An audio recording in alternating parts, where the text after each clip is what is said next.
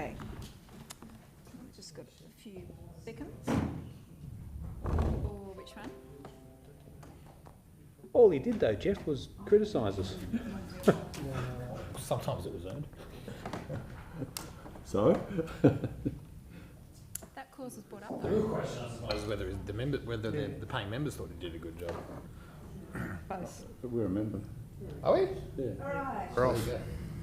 Good afternoon, everybody, and welcome to our last, possibly our last City Planning Committee meeting for the year, and I thank everybody for their attendance today, but also their work during what has been a really challenging year.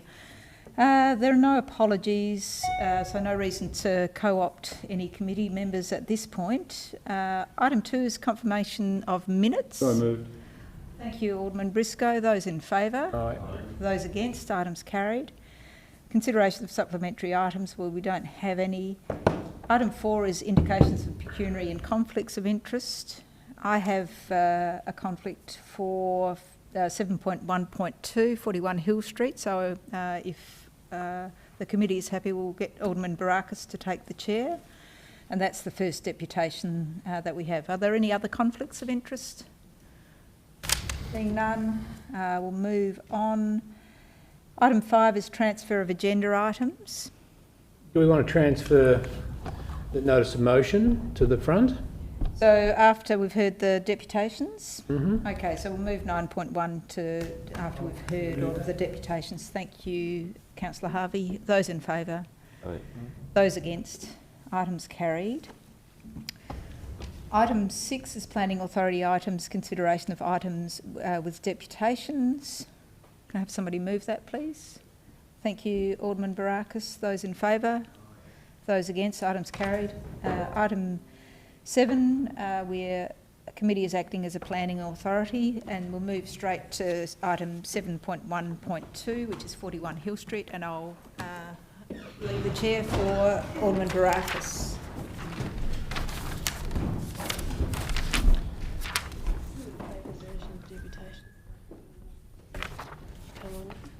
Can't just have a mover to put you in the chair. I'll move that Alderman Barakis take the chair. Thank you for that, Councillor Harvey. All those in All favour? those against? Declare that carried. Thank you, Councillor Harvey.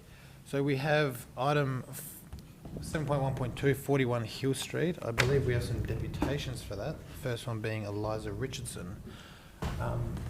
Yep. Gary? Just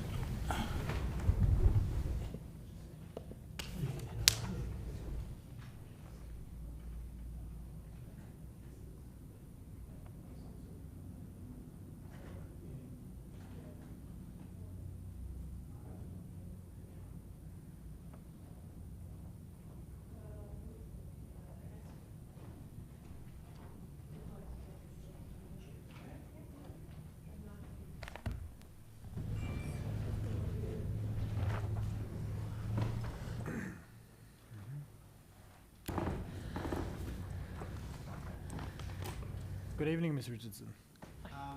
You've got 5 minutes just to give your presentation, and then we'll ask some questions. So feel free to start.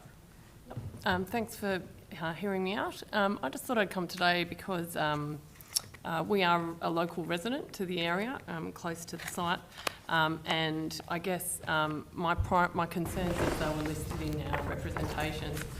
The primary one I sort of want to hone in on is the heritage aspect of the area, and I know that the officers considered the heritage aspects, but I guess I just wanted to make a couple of additional points on it, which I'm not sure have been considered sufficiently.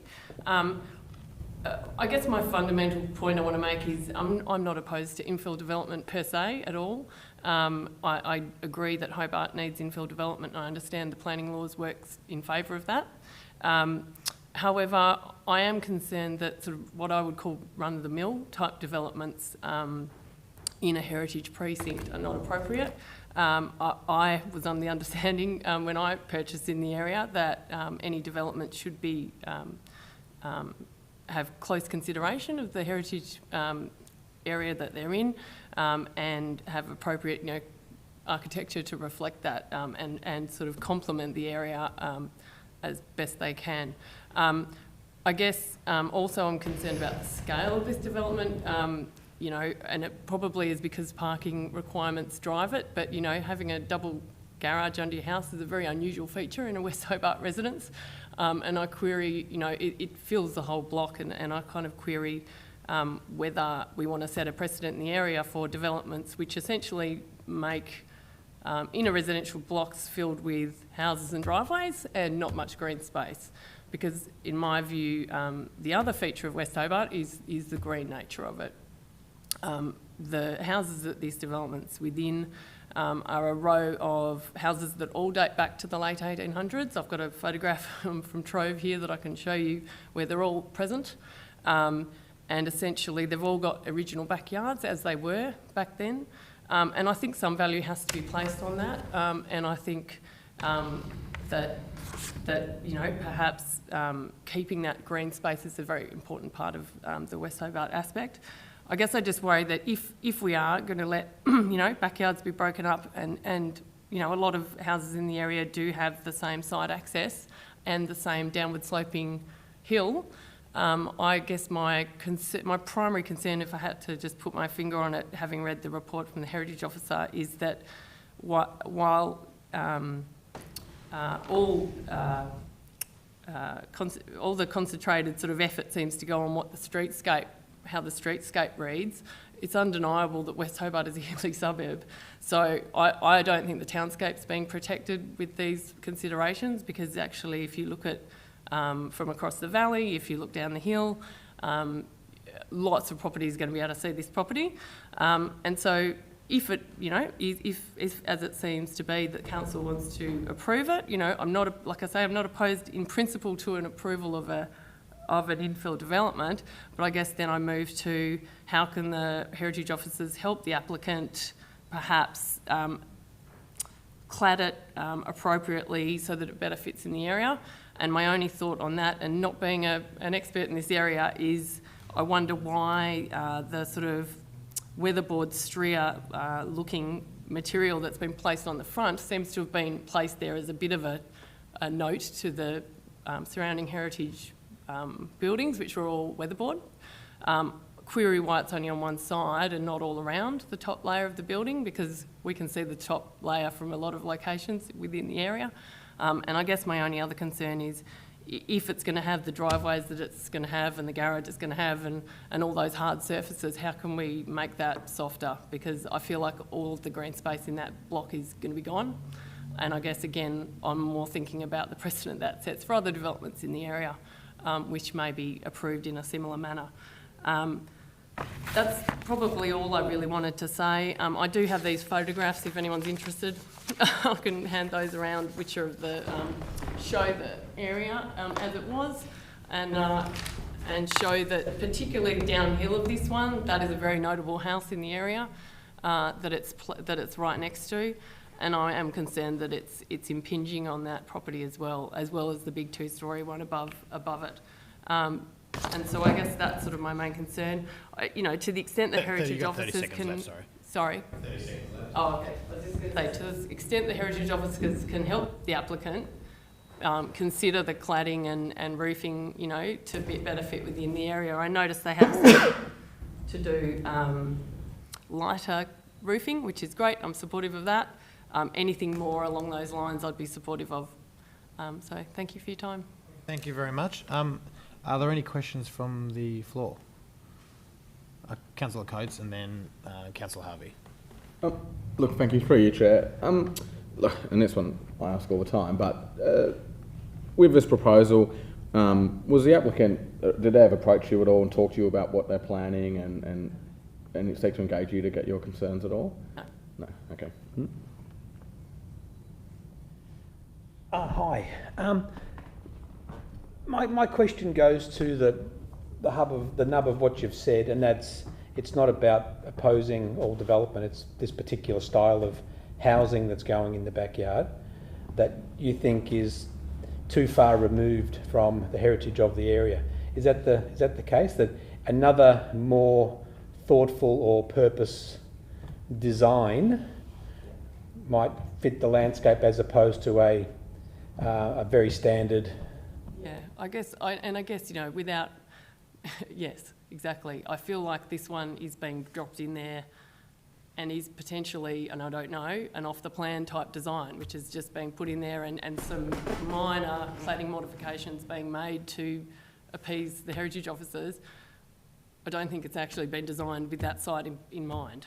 And I don't think our area deserves that. I mean, you know, I just don't think that that's going to add to the area. And I guess I worry that, you know, there's a heap of locks down Petty Street which have exactly the same, and Allison Street which have exactly the same side access, exactly the same block sizes. You're just going to get them all coming through and do the same thing. And I appreciate the laws don't particularly help you on this, but I feel like the area deserves more critique of the aesthetics of things than perhaps the report led me to believe it gets. So. Okay.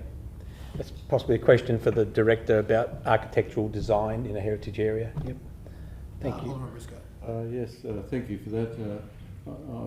I'm like you, worry about the heritage of areas as well. My understanding of West Hope, and I've lived there for 30 years now, is that there is a mixture of house and when they were built, from the 1820s right up to now, and this is just an addition. So you can't have a pure suburb of 1890s or whatever. You have to have a mixture, and West Hobart's one of those. Would you agree with that? Yeah. I agree with that, but I think we've moved beyond the time when additions can be put in which are unsympathetic to the existing and that don't take into account the existing. And you know, there are abhorrent examples all over the suburb of where that hasn't been the case, and I think we've moved on from that, and I'd like to think that we can add to the character of the area, not detract from it. Yeah, so you're aware, as you've said in your submission, that really the heritage can only look from a streetscape point of view, not from neighbouring properties looking into it, you know. So. Well, this is what I'm saying though, is that you know, and maybe there's nothing you can do, but I think it's inappropriate, and you know, I know in other jurisdictions, townscapes taken into account. Yeah. I think it's ridiculous that West Hobart isn't like that, because it's a hilly suburb. so things are viewable everywhere. And I guess that's unfortunate if that's the way it falls, but I think that if you're not careful, that's going to start to reduce the character of the area if streetscape's the only thing, because there are so many blocks with downward-facing backyards. Yep, thank you for that. Any other questions? Thank you so much. Thanks a lot. Next up, we have the applicant, Mr. Lock.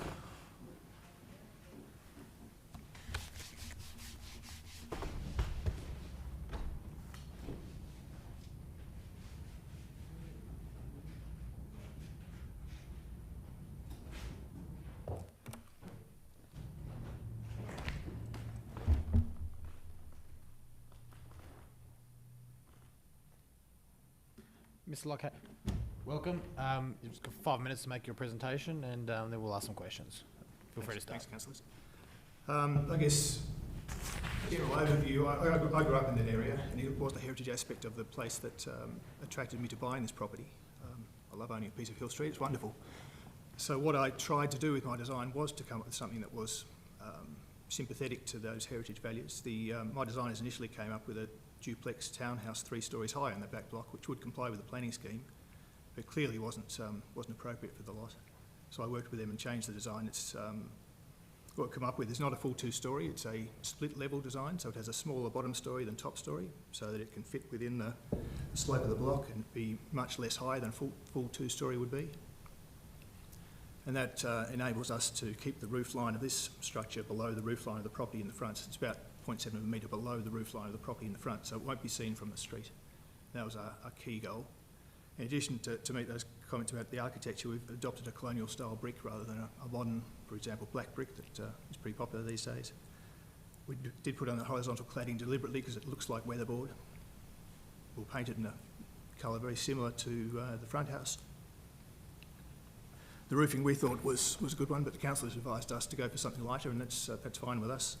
Again, we want to keep in with the heritage aspects of the area, so we're certainly aiming to to address those heritage aspects in the design. The comments there about filling up the whole block, there's less than 50% site coverage. There's a lot of green space left there. There's a large backyard behind the new dwelling. There's a large private open space which will be grassed. The front yard of the existing house is a beautiful cottage garden, so there's a lot of green space left there, quite deliberately. So we're not trying to completely break up the backyard, we're trying to make it compact on that side. And that was the reason for going for a split level as opposed to a sprawling single-storey house. There was a comment there about precedent in the area.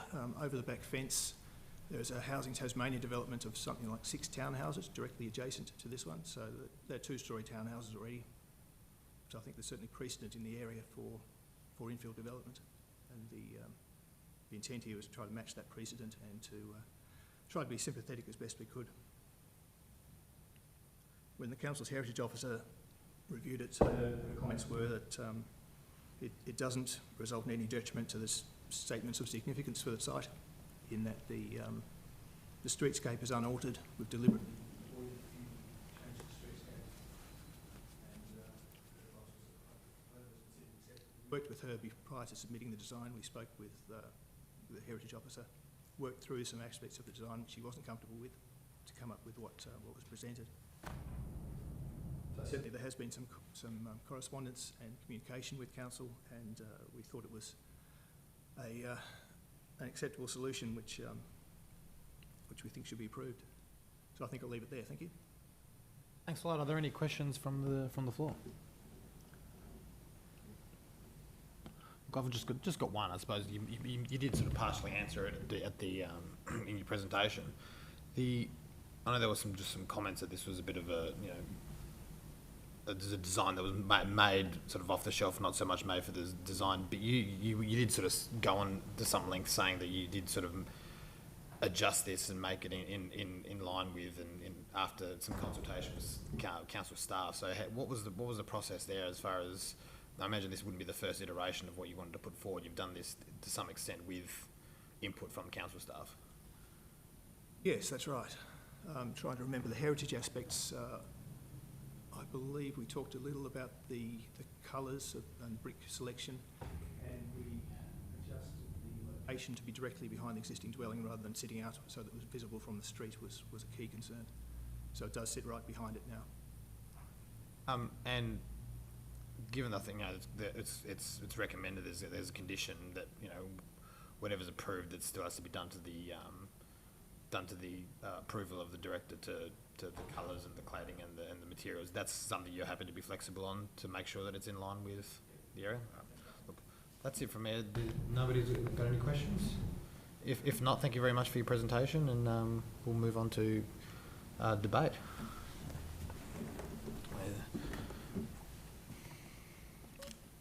Does anybody want to start with questions, or does anybody? Alderman Briscoe. Look, I'm happy to move the recommendation. Look, I do accept some of the comments that were from Ms Richardson.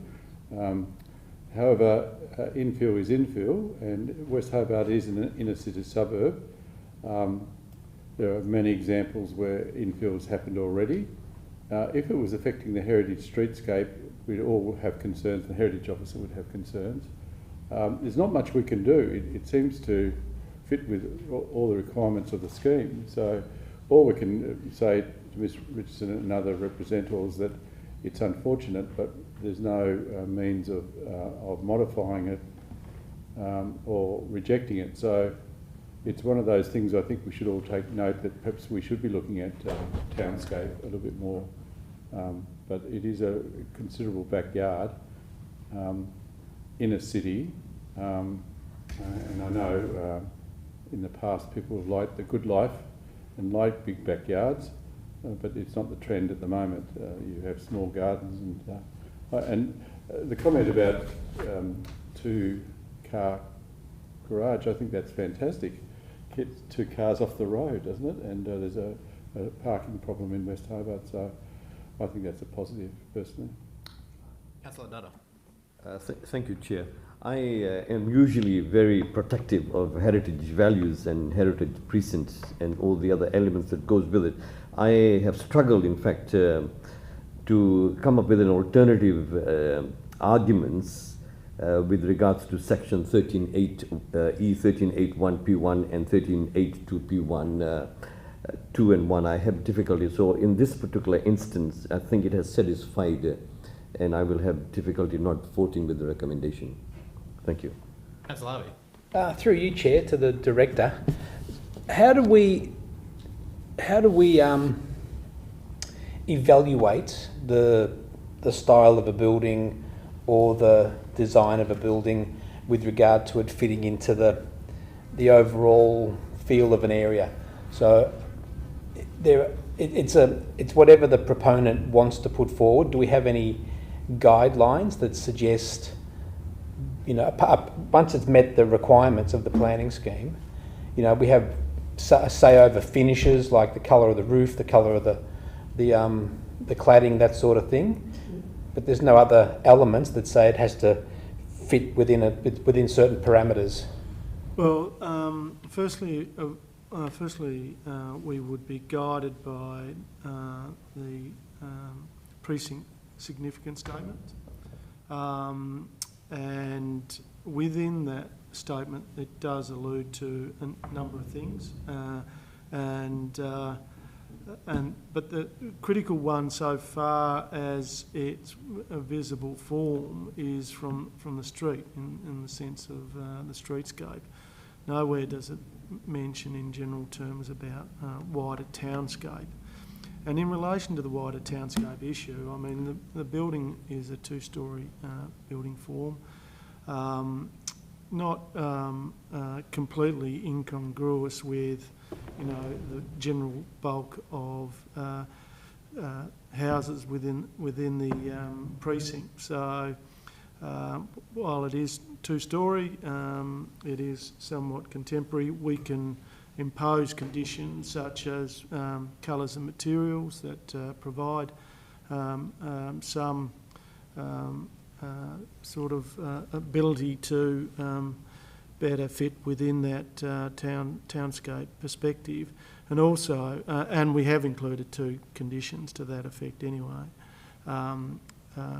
But you know, if council were of the mind to provide additional controls around landscaping, for example, then they could certainly impose a further condition around landscaping if that was the wish of committee. Okay, so you've answered my question. There's no boundaries or no limitations we can put on the design of a house that someone chooses to put in their backyard? That's right. There are limitations so far as the heritage precincts provisions are concerned. Clearly there's a building envelope that deals with the overall bulk of what can be built, and that goes to some degree clearly what scale is of buildings is considered reasonable within the context of... So there's no aesthetic test? I haven't quite finished. No. Just confirming what he just told you. Okay. So it looks like I'll be supporting this tonight, but I do understand concerns that neighbours would like to have, I don't know, a bit more, I don't know, it's hard to say input into the designs of buildings, but it's just not practical within the structure of the planning scheme. Well, where it had a material impact on those values of the heritage precinct. Now, maybe Ms. Waite might have something to add to that, to what I have added, what I have commented on. But if we're talking about completely incongruous building form, I don't think that this is necessarily incongruous with what exists within the townscape in that precinct generally. It's a 2-storey pitched roofed house, which, you know, is not so incongruous with what you see elsewhere within that precinct. So in general terms, I don't necessarily agree with Ms. Richardson in relation to that, although I do accept that there is scope to mitigate those those perceived concerns around building material and colours and the like, and we've certainly included those conditions. If you want to go further in relation to landscaping, then you could certainly put additional landscaping condition. All right. Okay, thank you. Alderman Briscoe. Yes, I didn't realise that Councillor Harvey hadn't finished, but anyway, so just confirm, however pretty the house is or aesthetic it is not a consideration of the planning scheme until if it fits into the boundaries you've set. The sort of landscaping condition that you were thinking could go in to landscaping to the satisfaction of the director, is that what you're hinting at, Director? Yes. Yeah, look, I'm happy to include that in the motion that I've moved, that we just have landscaping to the satisfaction of the director. It may help cut back some of those harsh edges, but it's to your satisfaction. I support that. Any other contributions or questions? Oh, sorry. Oh, Apologies, that's okay, you interrupted.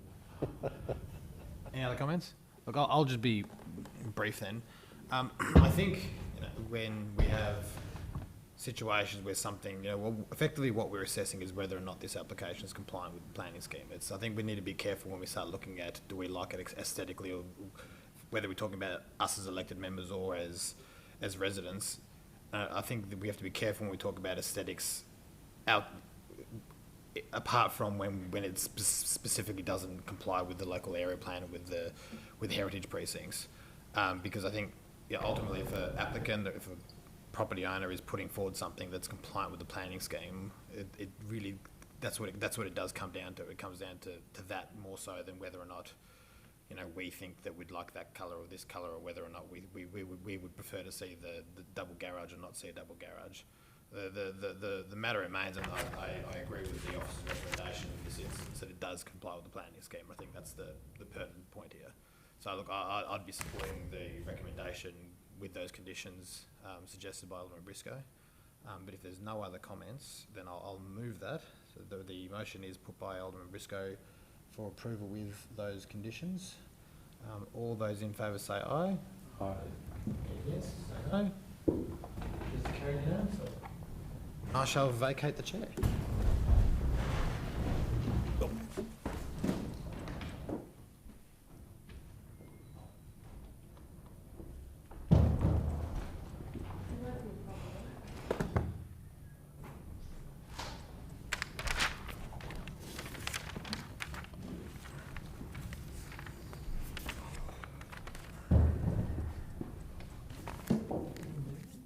Yep, I just had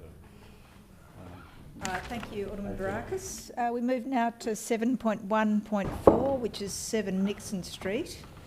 And we have, we're just awaiting for Mr. Alex Reid and Ms. Sarah Kimber.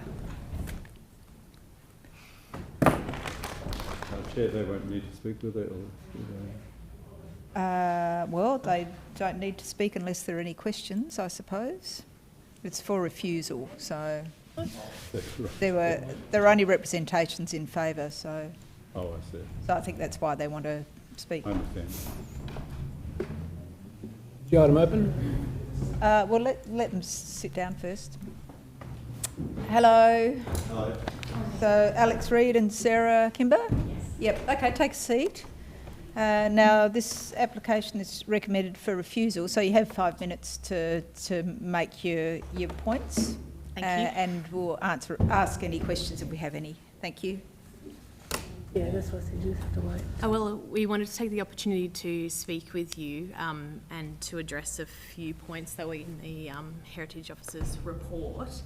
And I need to give a little bit of background. Alex is our architect, and he's going to talk more to the technical side of things, and we've got some plans to show you to table. And so I'm the owner of the property, and we have been working with Alex on these plans for a bit over 12 months now. We were always looking to be modest in our plan. We were always looking to avoid detriment to the area. I'm very familiar with the area. I grew up on the street. My dad lives across the road. You know, we bought the house because we love the area. We love what it represents. That includes the heritage part of the area, as well as the development that's also happened there. We worked with council and we also spoke to all of our neighbours. We modified to try and avoid where we are now, you might say, but we look to avoid any detriment to the area by changing colours. We've amended the fencing, we amended the window, so we really wanted to be consistent with the area, but also modernise to complement the other development that's there. Our position is we think that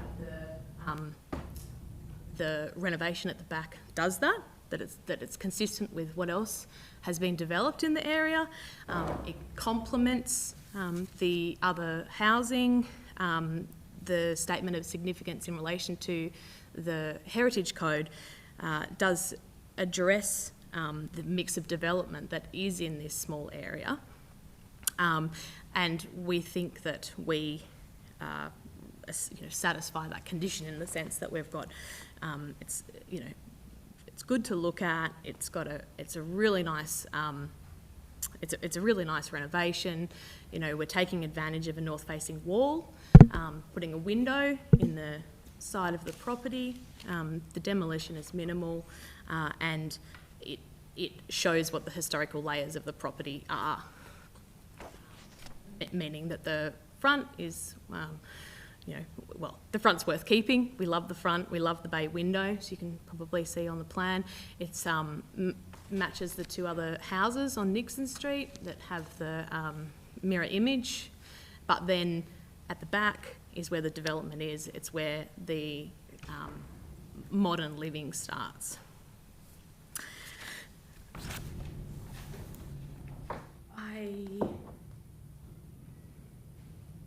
There was comparison in the Heritage Officer's assessment in relation to the other properties that sit on Nixon Street, number 9 and number 11. And we wanted to talk about that briefly because in our submission, it's the front of these properties that create the significance and the heritage significance on the street. The backs are all different. There's a mismatch. There's one has a lean-to, I think that's our property. One has a mud brick section. One has a skillet roofed section. So there's not really anything linking those properties other than the front facade, which we are keeping and in fact improving because it's a little bit run down at the moment. I might pass on to Alex to talk about the more technical aspect because when working with council, there was an alternative provided by council that, for us it didn't quite work. Yep. So happy for me to hand that round. So just quickly, we were provided an alternative which kept the original upstairs bedroom and just pushed it towards the street facade. So there was never any talk about that being a development or an extension that was not compatible with the area because it was actually brought forward towards Marsden Street. You've almost used up all your time, unfortunately. Okay. So if you'd like to most of the things are summarise. written in the handout. Yeah. And there's just some address to those items. And just to summarise, we're really just talking about 2 metres of brick wall that we're demolishing in the scheme of things. Okay, so just a query. So you just felt that the alternative just wouldn't work, or I just don't understand why. Yes, it does not work. In section, we've lowered the bedroom down to 2.4, the ceiling heights in the main living area, and either side of those are two voids. If we move the addition across to Marsden Street, then that living room area will just be 2.4 high, so we can't actually match the window because the window head's too high, and the room would just be a standard 2400 room rather than being voluminous. All right, thank you. Any questions? Thanks for that. We'll try and ask some questions, and perhaps you can add what you mightn't have been able to say. Alderman Briscoe, we'll start with you. Yeah, what's remarkable about this application is there's no representations against it, which if you work on a heritage building or in a heritage precinct, we usually get hundreds, so it's, that's in your favour, I think. Sorry, excuse me for interrupting, but we, we do see that as a positive, and we do see that as a,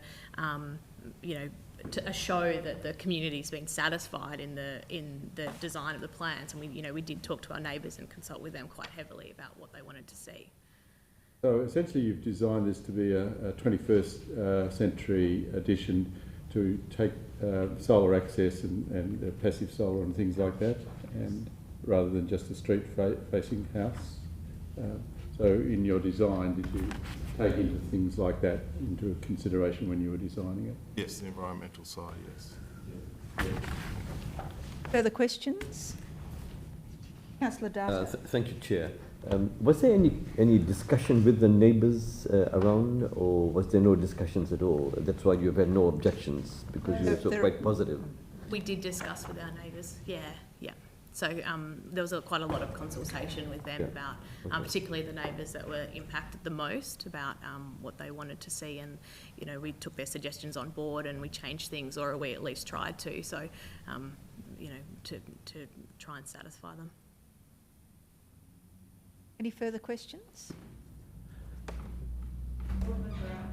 Thank you. And through you, there is some talk of the colour of the roof and a couple of other things in that regard, as far as sort of the more cosmetic side of the of the development. Would you be, just hypothetically, if it was to be approved with conditions, would you be flexible as to the colour schemes and that sort of stuff and the materials used, if that was there? Yes, absolutely. And look, we did have some consultation with council about the colouring, and initially we had quite a dark colour, but we're told that that wasn't going to be approved. So hence the shale grey or the lighter grey colour. So that was on consultation from council. But yes, absolutely. Look, we're not precious in that respect. The shale grey specifically came up in the report. So who was it that you were speaking to in regards to that? Well, maybe not sort of specific, but what department was it that you were speaking to in regards? The Heritage Department. Yep. Thank you. Okay. Thank you. If you'd like to take your seats, or if you'd like to sit at the back, that would be good. Thank you very much. And we also have Ms. Waite here, so if there are any particular questions, Alderman Barakis? Thank you, Chair. And I'll just start with, I suppose, jumping off that question. In the report on page 308, it does specifically say that the Colorbond shale grey is completely incompatible and incongruous with the old roof, etc., etc., etc. Just going off what the applicants have just said, that they came to that colour choice in regards to consultation with heritage officers. So can we get an explanation of what's going on here? Ms. Wade? Yes, through you, Chair. Yes, so in discussions I did suggest the idea of re-roofing the entire house in Colorbond and going for the shale grey. And the applicant expressed concerns that they would not be able to afford to do the whole house, and wanted to retain the red pressed tin tile which is on the house at the moment, and then do the extension in the shale grey Colorbond. And so that's what the application actually reflects that. So in effect the application is for two different roof sheets. So it's the shale grey for the new bit, and then the existing, which is the red pressed tin tile. So there's a little bit of a incongruity, I suppose, between the two roofing. But if the applicant wanted to do the whole, that wasn't applied for, I suppose that's what I'm saying. Just another question. The proposed alternative plan, does that result in any demolition of the walls? So look, I'm at a bit of a disadvantage because through your chair I haven't got a copy of Also, I can ask that if the word Perhaps, Councillor Coates, could you provide, if you wouldn't mind?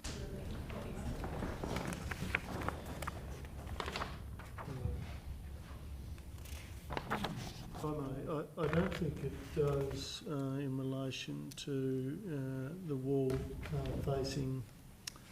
Just trying to think what street that is. Yeah, the side street. Marsden. I'll be correct in that. Oh, yes, Marsden, there. So is that? Apart from an additional sash window, if I'm So is that? reading out correctly.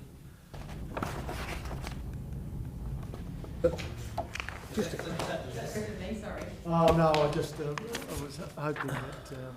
What are we talking about? That's the alternative? No, the bottom one appears to be the alternative. That's correct. So I'm looking at M10. Oh, the applicant. M10, page 4. Page 4, okay. The bottom, I think, is the alternative, as opposed to the top one being plate 2 being the. That, apologies. Oh, so that's the alternative. So does the proposed bay window result in any demolition? Yes. Hang on, just bear with me. Because I suppose the substantive question is, are we talking no demolition to a historic heritage fabric, or is the alternative less demolition? The alternative is less demolition, as I understand it. There is some demolition to the rear-facing wall, but not the side street. It's slightly less with the introduction of the sash windows. My interpretation of it. Thank you for that. I'll just. Yeah, just to clarify. Sorry. Alderman Briscoe? Finish. I wasn't finished, but you can ask the Oh, question. sorry, you keep going. Look, I was going to provide some comment. I was finished with questions, but look, I think once again we've got a bit of a situation where there's we're in an area, heritage area, and an area that does tend to get some pretty vocal defence in maintaining the feel and the look of the area, the character of the area. Sorry, is probably a better way of putting it, but zero representations against it, and it meets every other section of the planning scheme according to the officers, apart from heritage.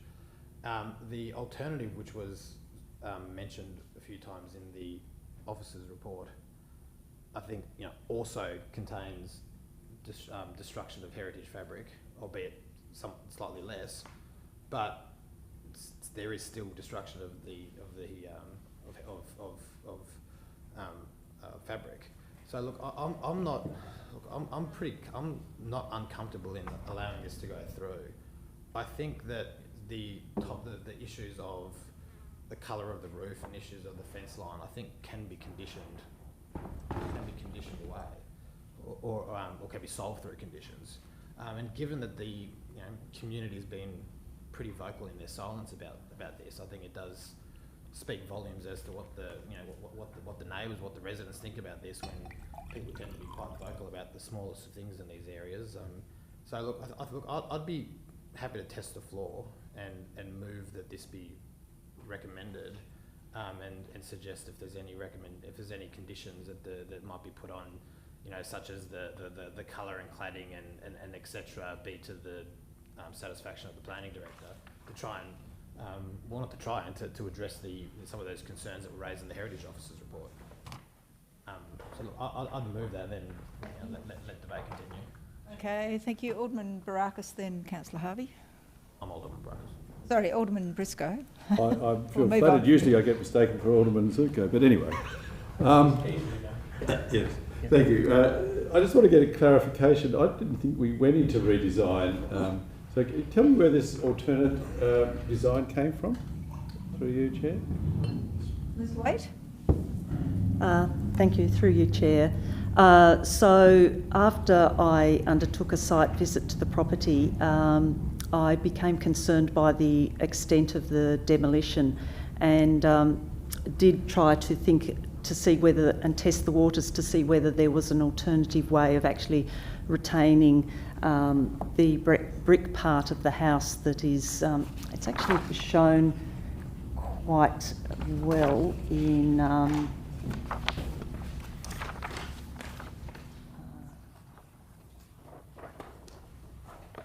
the drawing that's shown as the northeast elevation. You've got the letter at the bottom, whatever. Page 2. Page 2. So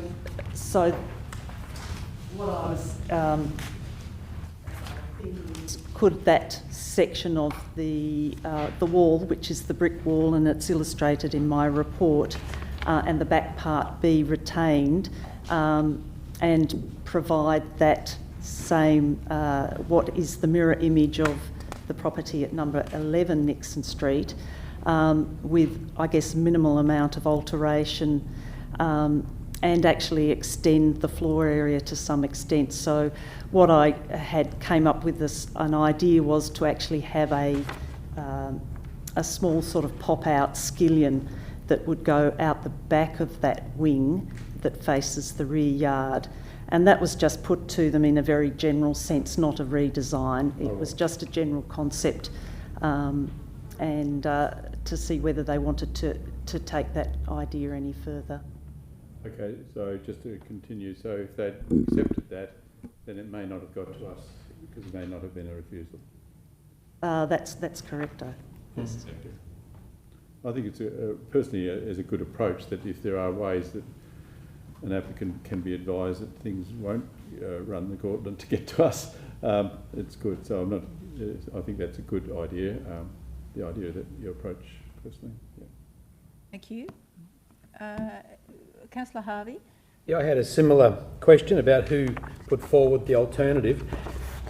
And I've got to say I do appreciate the alternative. I think the original is incongruous compared to that alternative building, the alternative proposal that retains the sash window. I think that's a much more appropriate solution. So if that was the case, I'd have no problems approving this tonight. But the way it stands, if it's that original proposal, then I will support the officer's recommendation for refusal tonight. So you're foreshadowing that? I'll foreshadow the officer's recommendation. All right, any further discussion or questions for Ms Waite? Councillor Data? Just to comment, Chair, I on the face of it, I quite accept the fact that there is no opposition with regards to this development. But I am in a situation where it's not based on the number of people that oppose or don't oppose. Tonight or this evening, I'm looking at the code, the heritage code, and it really does not satisfy, especially E138(1)P1 and also E138(2). So I have difficulty with that because it does not meet or satisfy that particular code of the building. So, I would be having difficulty supporting that. Thank you. Any further questions of Ms Waite? Just another quick question. Just to, thank you, Chair. You're just going through the report. I'm just trying to clarify. Obviously, this is in a heritage precinct. Is the building itself heritage listed? Through you, Chair, no, it's in a heritage precinct. Okay, so how are we defining heritage fabric if the building itself's not heritage listed? Like, how are we defining it in this case? So, through you, Chair, heritage fabric is essentially the fabric and buildings and works as defined under the demolition provisions, which refer to demolition must not result in the loss of any of the following buildings, works or fabric. Yeah, okay, so just if the building itself isn't heritage listed, is the importance of the building any further than its contribution to the character, the heritage character of the area? Like the removal of fabric that in itself isn't heritage listed. I'm just trying to wonder how we're defining what is heritage fabric and what isn't heritage fabric in the context of that code of the heritage code. Yeah, Through you, Chair. So the precinct is significant for a number of reasons. It is a coherent precinct of high integrity, and in this case there are 3 houses. Number 7 and number 11 are the mirror images of each other. The one in the middle they were all built at pretty much the same time. The 2 outer properties are all highly visible, one from Marsden Street and the other one from King Street. And both are quite visible, and you can both see from both streets the side elevations and the back elevations quite clearly. So they do read as quite a cohesive group of 3 properties. The statements of significance also do talk about the consistency of housing forms, and again we've got a very consistent housing group here. The statements of significance also do talk about the relatively low level of intrusive elements, and in this case, yes, there are some minor rear additions and rear alterations, but they are fairly nondescript and fairly non-intrusive. So I hope that answers your question. Just lastly, so a fundamental part of it is the mirror image nature of those houses, and if that's the case, would the alternative proposed design not ruin that mirror image as well, or detract from the mirror image nature of it? To a lesser extent. Okay. Yeah.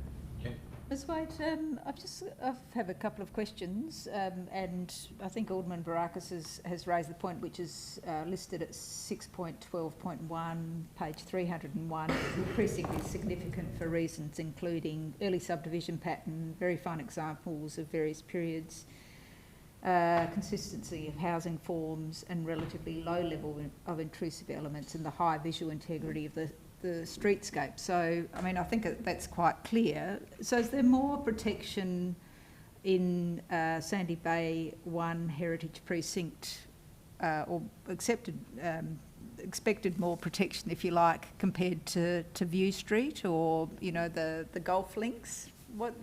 How do you compare that?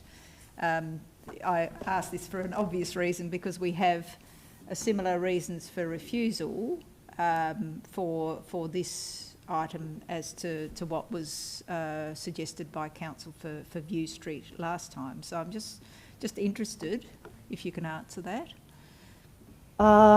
Look, I haven't put my mind to that, I'm afraid. I haven't done that sort of comparison, and I have actually not been overly involved in the View Street application. So I guess I can't comment to any extent on that assessment. Okay, yep. So this is a fairly intact part of the street through and part of that heritage area, if you like, is what you're suggesting? That's correct, yes. Okay, thank you. Are there any further questions? Alderman Briscoe? Yeah, look, I'm aware of this area, but I can't see the mirror buildings because there's so much vegetation. Am I looking at the wrong street? Where is the mirror buildings? Is it in Nixon Street or is it in... Page 302. No, I'm looking at Google Earth. I'm wandering around there and I can just see all this vegetation but not the houses. The only house I can see is the corner one, which is the one of the subject of the application. So whereas you think it's clearer on page, Page 302 is an old drainage board plan. Oh, an old drainage board, but not the actual 304. Sorry? 304 will show the 11 Nixon Street. Or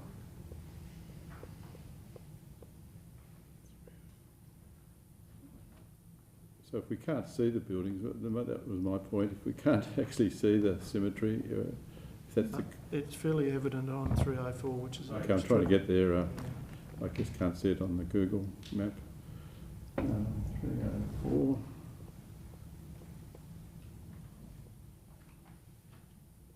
Where is that? 304. That's it. There. Yeah. Is that the mirror? That's 11 Nixon Same on Street. the other side is what they're.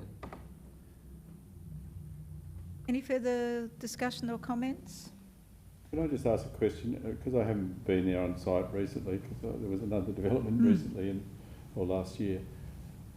Is there any position you can see both houses and see that they're mirrors? Through you, Chair. So, under the definition of this in the planning scheme for streetscape, it is 100 metres within the subject, within either side of the subject property. So, 100 metres takes you along Nixon Street in both directions, around the corner into King Street, and then also down Marsden Street. So it's unlikely, if you were walking around the area, you would certainly read them as a cohesive group of buildings and see the similarities in the characteristics. But if there would be no one place where you would read that. It's just as you look at it from a streetscape point of view. So we have, Councillor Coates.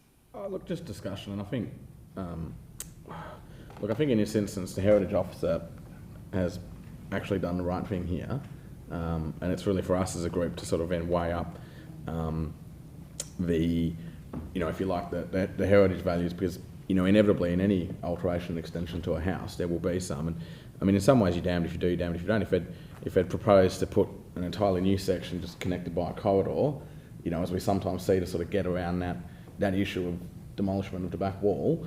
But look, I mean, I'm just looking here at this, I've got the PDF open, so it's page 26, I'm not much help to anyone else, but, it talks about the back fence on property from the Marsden Street, where you're looking towards the back, and I mean, it's a 2.3 metre high, including the plinth, and obviously it's got presumably there'll be a vine coming up as well. So, look, well, I'm sure you could sit on Marsden Street and looking towards the back of a house, obviously the form and character will be different because it'll be the new extension, but I mean, from what I can see, I think there's the applicant's trying to weigh up being a good neighbour with making an amenable update to a house to bring it up to 21st standards. I mean, even looking at the design where they've got that window that's actually backset a little bit and wrapped so that, obviously there's for privacy concerns of any neighbours, and I think the fact that we haven't seen any representations against, in my mind at least, goes a long way to satisfying in terms of community concern that this in some way would be, if you like, the ugly thumb sticking out. And so, look, whilst I think from a very strict point of view, if you look at this and look at the one next door and say, this will mean that they're no longer in sync, that might be true. I think in this case, what the applicant's proposing is actually striking the right balance. And I'm sure they could have built a completely separate unit at the back, just connected it with a corridor, and that would have avoided most of that demolition, but we wouldn't have actually got a better outcome.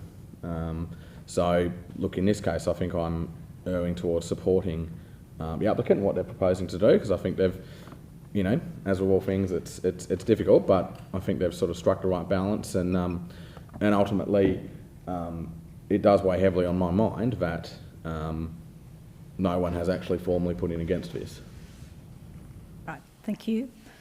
Okay, so thank you for all those points. I think it's a bit of a dilemma for us, as often these are.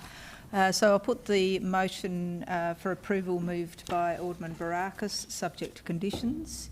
Those in favour? Aye. Those against? No. So show of hands, those in favour? And those against? So it's a 3-all vote. It's the motion is lost. It's tied. It goes But the alternative? Oh yes, okay, yep. So we'll put the alternative as is on the book. So I don't think we need any further discussion. Those in favour? Aye. Those against? No. I think that's a 3-3 vote. So both will go to council on Thursday, and Sorry, not decided by the director? no, because we've got a council meeting. It's a because it was refusal, it goes to council anyway. It was recommended for refusal, so we'll be back again on Thursday, just in different seats around the table. If it's 6-6 in a council meeting, it'll probably have to go to the director. Well, yes, yeah. So this, sorry, just to clarify, this doesn't go with both motions, does it? It goes without No. recommendation, does it? Yeah. Without recommendation. And the report's attached. All right, thank you. All right, we now move to 9 7.1.5. Kooyong Glen. 5, thank you.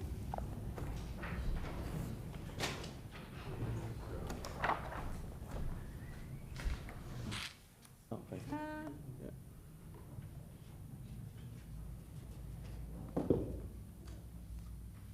Thanks, Ms. Wade. Which one do you say you want to?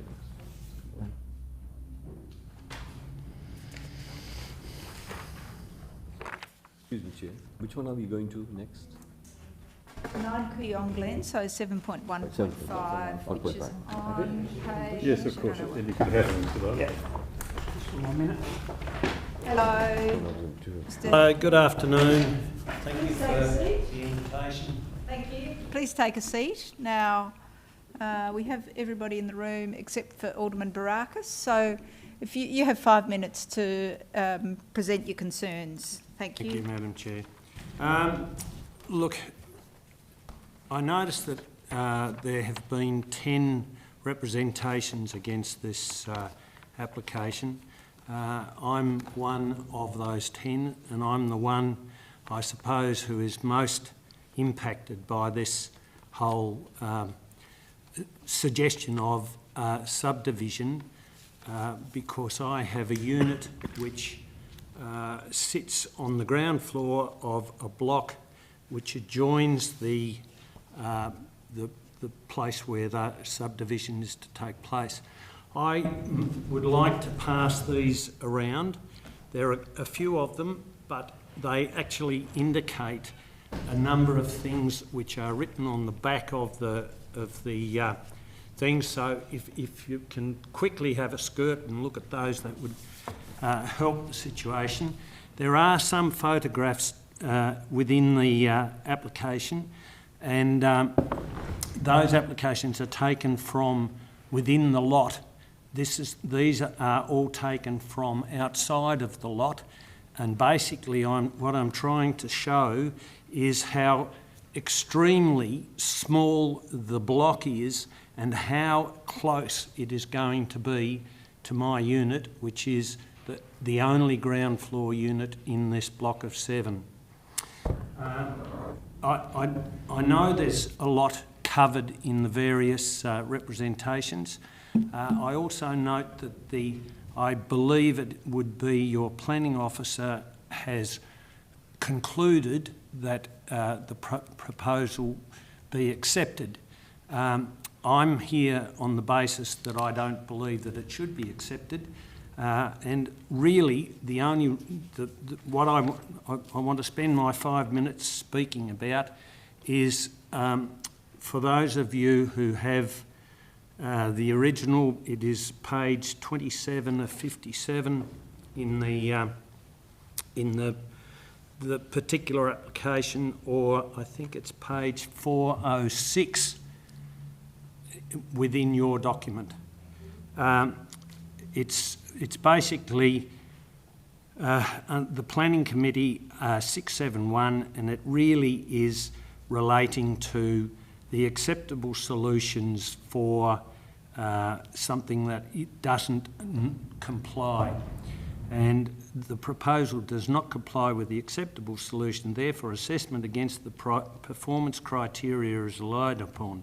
So 674, the performance criteria provides as follows. The siting and scaling of dwelling must, I'm sorry, if you've all read this, you probably know exactly what I'm going to say, but it is the site and scaling of the dwelling must not cause unreasonable loss of amenity by reduction in sunlight to a habitable room, other than a bedroom of a dwelling on an adjacent lot. Now, the room that is adjacent to the boundary is actually the living kitchen area. It can't be changed. The bedrooms are towards the back of the unit, overshadowing the private open space of a dwelling on an adjoining lot. As it happens, I am the only person who has private open space in this whole unit. And it was the reason that I bought the unit in the first place, because it has an entrance from the garden area, and it gives it the best value of the whole unit, the whole block, I should say. This is a subdivision that is being applied for. It's the third time it has come before or been presented to the council or the planning committee. This actually only came to me on Friday, so I haven't had a lot of time to actually come up with very much. I did put another representation following on from my first representation, which basically went into a whole lot of things that were not covered within the original and have not since been covered within the second application, such as it says overshadowing adjoining lot vacant of, visual impacts caused by and provide separation between dwellings on adjoining lots that is compatible with the prevailing in the surrounding area. And then it goes into objectives of setbacks, etc. I went down today and took those photographs, which I hope you're actually looking at, because it is important. Had a chance to look at those, and we're almost out of time, so you might just want to summarise. I'm going as fast as I can, Madam Chair. Okay, thanks. The point is that there was no mention of a building. There is a suggestion within the representations that it's a two-storey building. There is the lot size is so small that at the widest between the boundary and the present existing boundary and the existing house, where they're going to put it, is 8 metres, and I have a further 5 metres on my side of the boundary fence. That gives a building that would be built on there with any setbacks from the boundaries at all cannot comply with section 674. Absolutely not. All right. Okay, thank you. So I'll open it to questions from the committee. Alderman Barakis. Thank you, Chair. Through you, and somebody please correct me if I'm wrong, but Ms Headlam, are you aware that, just reading page 405 and the points that you referenced, it's, from my reading, it's in relation to the existing building and its relation as far as boundaries to the new lot, not in relation to your lot? Yes, I understand that. Okay. It also applies to that. Yeah, but it doesn't reference. What I'm meaning is it's not referencing your lot. Your No, it's not, but it should. Okay. But no, that's not. Any further questions? Mr. Headlam, just a question from me. It has been raised by various representatives concerned about the application.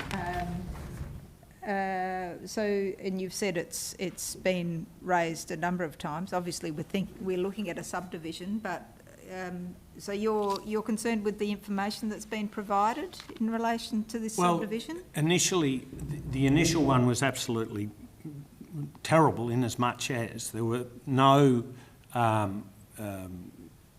shadow diagrams, no nothing.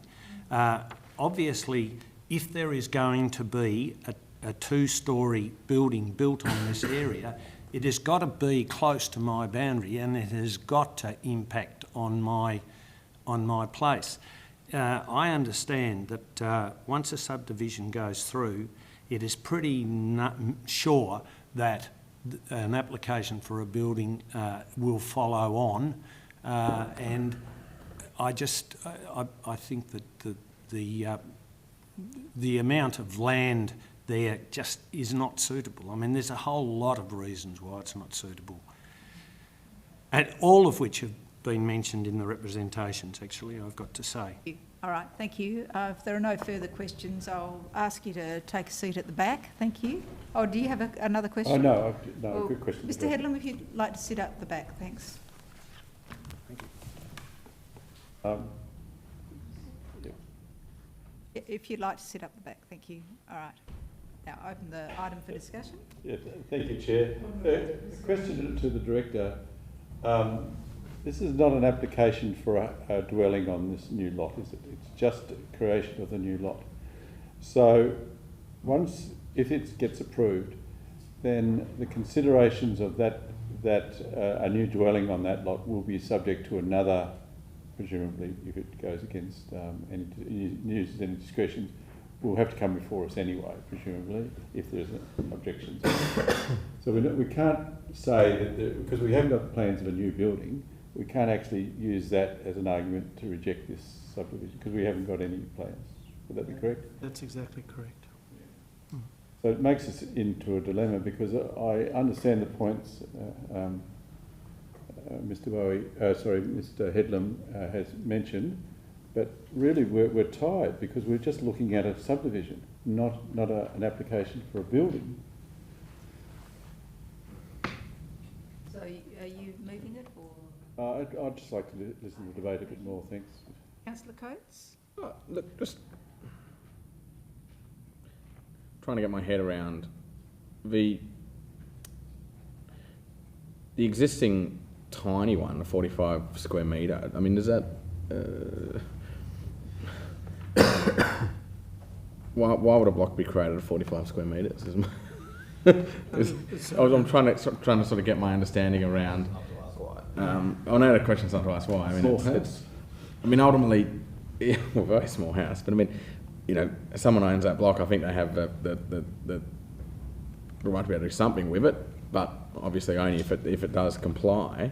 You know, and ultimately adjoining it to the neighbouring one to make one that's of reasonable size, to me makes sense. And then obviously the question as to what they can put on it within the scheme will come up at a later point when they move that. So look, on the face of it, I think what they're doing makes sense. It just seems to me to be a very weird anomaly that there's such a hokey pokey little being in person. Look, I'm happy to move it. I do have concerns, obviously, if they try to shove a big house in there in terms of the impact on amenity, but that'll be something that the council officers will have to work with any future application that's received. In and of itself, I don't see how it can derail us approving for essentially these two sites to be slightly altered and changed in their size. Thank you, Councillor Coates. I just have a question for you, Director. So this does it necessarily require a subdivision to build on this lot? Well, no. I mean, they could amalgamate the lots, the two lots, and just apply for an additional dwelling on the lot. So there's, to some degree, the subdivision's immaterial as to what might be built on there. I think that they're, simply trying to realign the boundaries to provide a much more logical alignment to accommodate that second dwelling. But you could do it without that. I see. Yeah. And there was concern raised by various representatives in relation to the information that was provided. What do you say to that? I mean, you'd have to make a decision based on information that's lodged in relation to this as true. That's correct.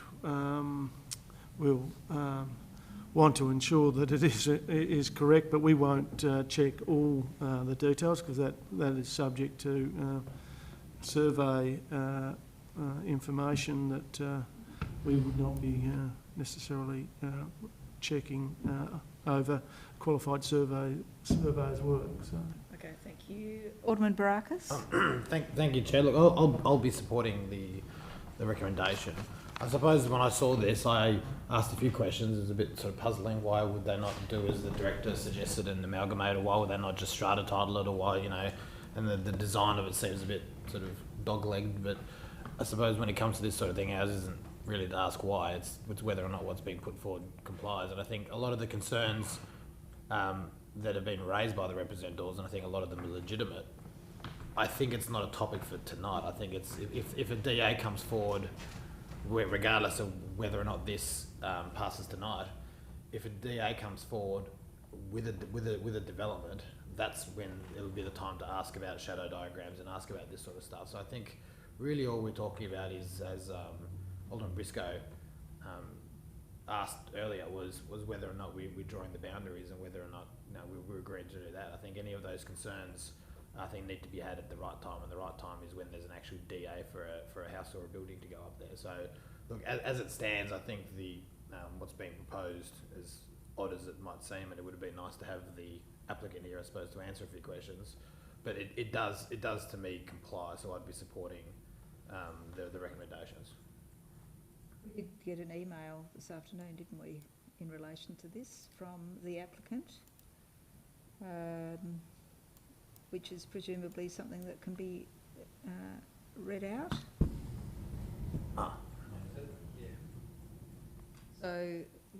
So the owner is out of state and unable to attend tonight's meeting. However, he wished to state to the committee that he has definite plans for the proposed vacant lot 2, on which he wishes to build a small single-bedroom, single-storey dwelling.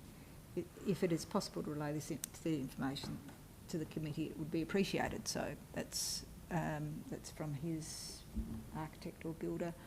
Any further discussion? So we'd like to keep moving. Okay, if there's no further discussion, we have a motion from Councillor Coates in relation to the subdivision. I'll put that. Those in favour? Aye. Those against? It's carried unanimously. It will go to full council on Thursday evening. Thank you. We now move to 7.1.1, which is 19 View Street. Thank you, Mr Headlam. So we'll just wait for the... Madam Chair, can I just ask, I didn't quite hear, did you say the applicant said a single-storey building? Because yes, it's kind of immaterial, but... will make a difference. Yeah. Yes, I understand. Single bedroom as well. We'll have to consider that. Single bedroom, was it? Yeah. Small single bedroom, single storey dwelling. Story. We'll have to cross that bridge when we come to it. Thank you. What they're saying, what we get can be different.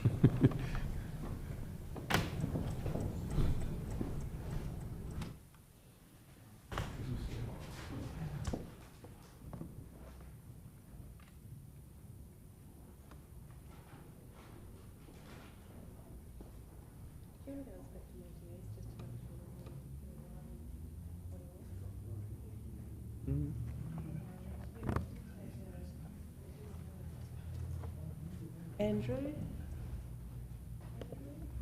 Oh, okay. You'd like to take a seat in the... Don't know. Maybe our friends.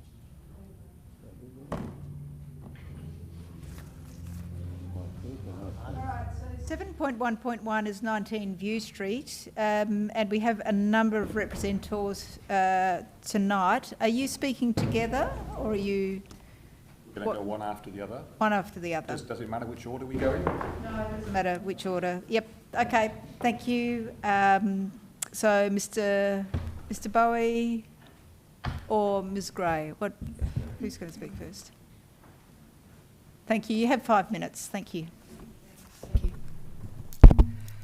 you. So, since we last met in a planning committee in late November, the proposal plans before you are identical to those that were previously recommended for refusal. In relation to the planning application, there are a total of 25 representations received from 18 households. In my view, that's a considerable number of concerns from the general community, and as outlined by myself, in my view, these are not NIMBY concerns, as sometimes people can consider communities being against development. In terms of the mediation that was offered, as I understand, the only two things offered by the developer were glazing on windows facing adjacent properties, immediate properties to the north and west, special glazing where you could see out of the window but not into the window from an adjoining property, and that louvered screening was provided on the Johnson's property, whose entire private open space will be overlooked. I understand this might have been a condition of approval in any case. There were no changes proposed to the proposal plan. The proposal was refused on 3 different grounds under the Heritage Precinct, and there were no changes whatsoever to address the Heritage Code or to address concerns about scale, design, siting, prominent views from within Grosvenor Street, etc. The pertinent issue here is heritage.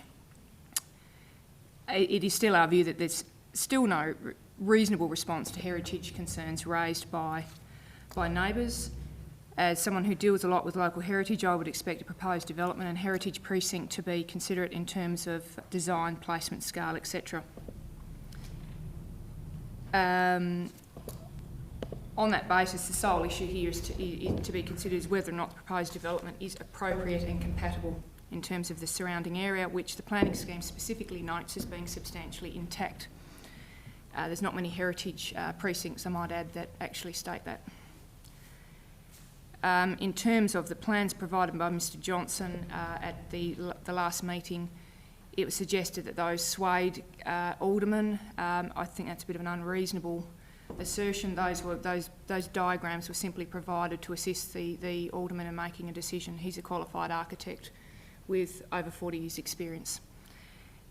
In a final comment to the proposed development, it's interesting to see the contrast in what is going on here and what I consider to be an extremely large 2-storey development behind an existing dwelling.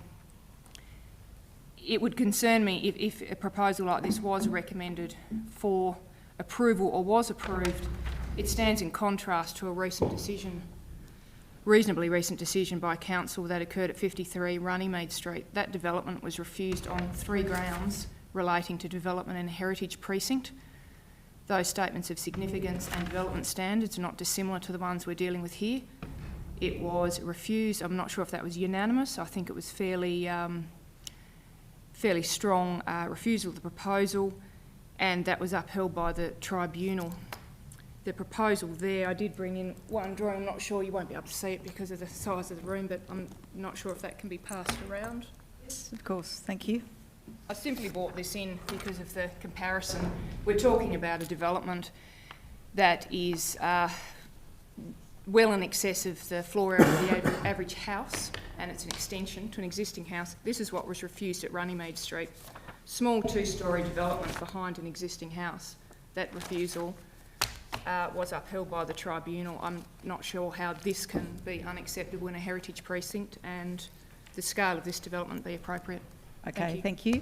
All right. Any questions of Ms Gray? And Ms Gray, you're representing various representors? I'm representing neighbours who directly adjoin the site, Mr Geoffrey Frame, Mrs Susan Frame, Bernadette and Andrew, who are directly next door at number 21, and Ian and Gillian, who are directly next door.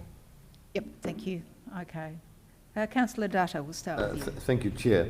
Just one question. With regards to the mediation and the grounds for refusal, did you steer the discussion on that particular area to see if there was some justification given? Yes, we asked whether or not there was any consideration of breaking up the form, reducing the floor area, reducing the height, considering perhaps 1 storey, reducing the overall scale. It wasn't considered at all. Thank you. Any further questions? I don't think I have any questions. I probably will once you leave the table, but that's okay. You're still there. So we'll go now to you, Mr. Bowie, Dr. Bowie. Oh, sorry, Mr. Johnson. Yes, yeah, come up here. We've got Craig. Craig, you've got that information from Mr. Johnson, I hope. Yep, thank you. The voice from beyond tells me so. So if you'd like to come up here.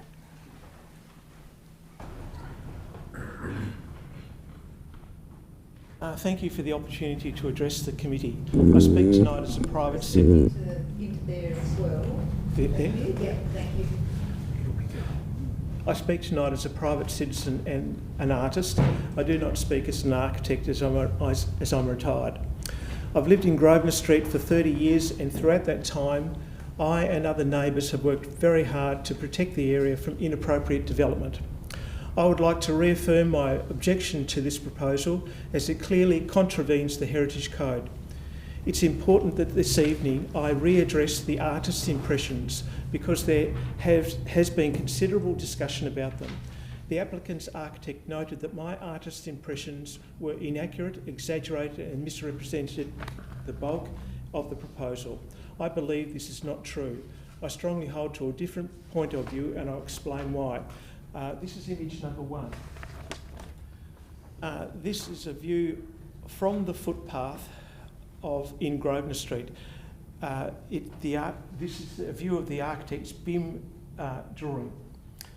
My artist's impression, the heritage is the main issue under discussion tonight. This is the most important view, as this is an example of a street location where the public clearly see the development as they look across my backyard. There are things that account for the differences in appearance of these images. And there's a bit of a glitch here, but anyway, I'm going to continue. 1, 2 different techniques were used to produce them. The architect used BIM software, and there's another image that will follow after this, I believe. I use freehand drawing. Oh yeah, that's the one. Yeah, okay. So I use freehand drawing, photo montage and some artistic skills. 2, the architect's BIM drawing has the appearance of a dull day. If we go back to the architect, thank you. A dull day when the trees were, the architect's BIM drawing has an appearance of a dull day when the trees were in leaf. Mine was produced on a clear sunny day with no foliage. If you go back up to there, so you can see there's a difference between the clearness of the 2 drawings. 3, the architect's BIM drawing uses the latest colour palette, whereas I was not privy to this information. I used the original colours. 4, the fence is clearly visible in both, but the architect took a perspective of just a few metres along from the street of mine, so that's why there's a branch there which conceals part of their building. However, these issues are just distractions from the critical issue of heritage. The important issue is the bulk and size of the extension, its visibility from the street, its effect on the streetscape of the Golf Links Estate precinct, and the fact that it does not comply with E13.8.2 P1 and P3. In this regard, I believe both drawings are almost identical. Despite the above differences, it is possible to ascertain mathematically that the floor level of the first floor and the ceiling height of the first floor, there's the floor level of the first floor and there's the ceiling height of the first floor, are similar in both drawings. If you look carefully, you'll see there's the same amount of ground floor above the fence line. And if we could go down to the, yep, that's great. Yeah, so you just remember that on both drawings. Please note that the length of the building on the right, if we could go back down to that one, the length of the building on the right is obscured by trees. It actually goes to about here. You wouldn't actually pick that if you were looking at it. So both drawings are so similar in terms of bulk. I believe that the architect's BIM drawings support my case just as well as my own artist's impressions. So let's use those BIM drawings. 30 seconds, so if you can... Really? Yes. Right. Image 2, please. When you look at this, you need to imagine that there are no trees obscuring parts of the extension. As we all know, in planning team, trees are not considered unless they are heritage listed trees. There are none here. Also, the architect's BIM photo was taken in a day of very low light with atmospheric conditions are somewhat hazy. The extension looks much less prominent, and this would be than it would be on a typical Tasmanian day that would be in sharper focus. Have a good look. I believe this is an outside and inappropriate proposal that clearly contravenes E13 8.2 P1 and P3, and here's why. The issue of visibility of more than half the extension of the Grosvenor Street realm, the exceptionally large mass of the two-storey extension which takes over most of the backyard, the large area of the glass, its near flat roof, its out of context building detail, and the effect of the subdivision plan. I believe that all these factors counter to the proposal. Image 3, please. And just to finish, I want to show you what the proposal would look like from 38 York Street. The privacy of this backyard will be greatly and detrimentally affected. Image 4, please. And this is what it will look like from our back garden, a close view of what the public will actually see from the street. In my opinion, that this is a proposal that is the wrong solution for this neighbourhood's heritage context. It contravenes the Heritage Code. I think it should be refused. Okay, thank you. Thank you. Yes. Ask questions if anybody has any questions. Any questions? Councillor Data. Thank you, Chair. You mentioned about BIM software. What is that? BIM is short for Building Information Modelling. It's it's a computer program which architects use. It's how you would image buildings in a modern way. Just a follow-up question, Chair. Just one more question. Now, the last time I read in red, there was statements made that this is very inaccurate, it's misleading, and so forth. Now, you have showed today that it is not really that exaggerated or inaccurate. Do you think that's your opinion only, and we might hear another? Because I'm not able to understand why one says that and makes such strong allegations, and you're saying to us no. Well, neither am I. I've done a mathematical study of a simple mathematical study of the proposal, and I've measured the length of both buildings. You can do that because you can just pick a column on one side and pick a column on the other side. So you can do that. When you're doing that, you actually are the photographs are different sizes, so you've got to take account of that. So I measured. This might be a bit going into a bit of detail. I'm sorry, but I don't think we need too much detail. If that answers your question, Councillor I have really Data. checked it. I believe it's true. Thank you. Any further questions, Councillor Data? Thank you. Thank you, Chair, and through you. Just to follow on from the previous question, if what you put your artist's depiction, if that was accurate according to what was provided by the applicant, the BIM imagery, I suppose it does beg the question: what was the necessity for the artist's depiction if what was given by the applicant was accurate? Well, before. There was the views that I wanted to see of the building weren't in the applicant's submission. So I wanted to see a view from Grosvenor Street. I thought that was really important because from Grosvenor Street you can see across my backyard and see a clear view of this building, and that view undermines the integrity of the heritage precinct. Now, it wasn't until I produced that image, that provided the impetus for the architect to provide his BIM image. Right. So, I mean, I would have preferred that the architect had provided a BIM image. It would have saved a lot of trouble, and it would have saved this whole debate where I wasted over half of my time defending my images. Okay, thank you. Any further questions? Mr. Johnson, you took part in the mediation? Yes. Yeah, and did you think that was there anything different that you wanted to add, different from Ms. Gray's? All being said,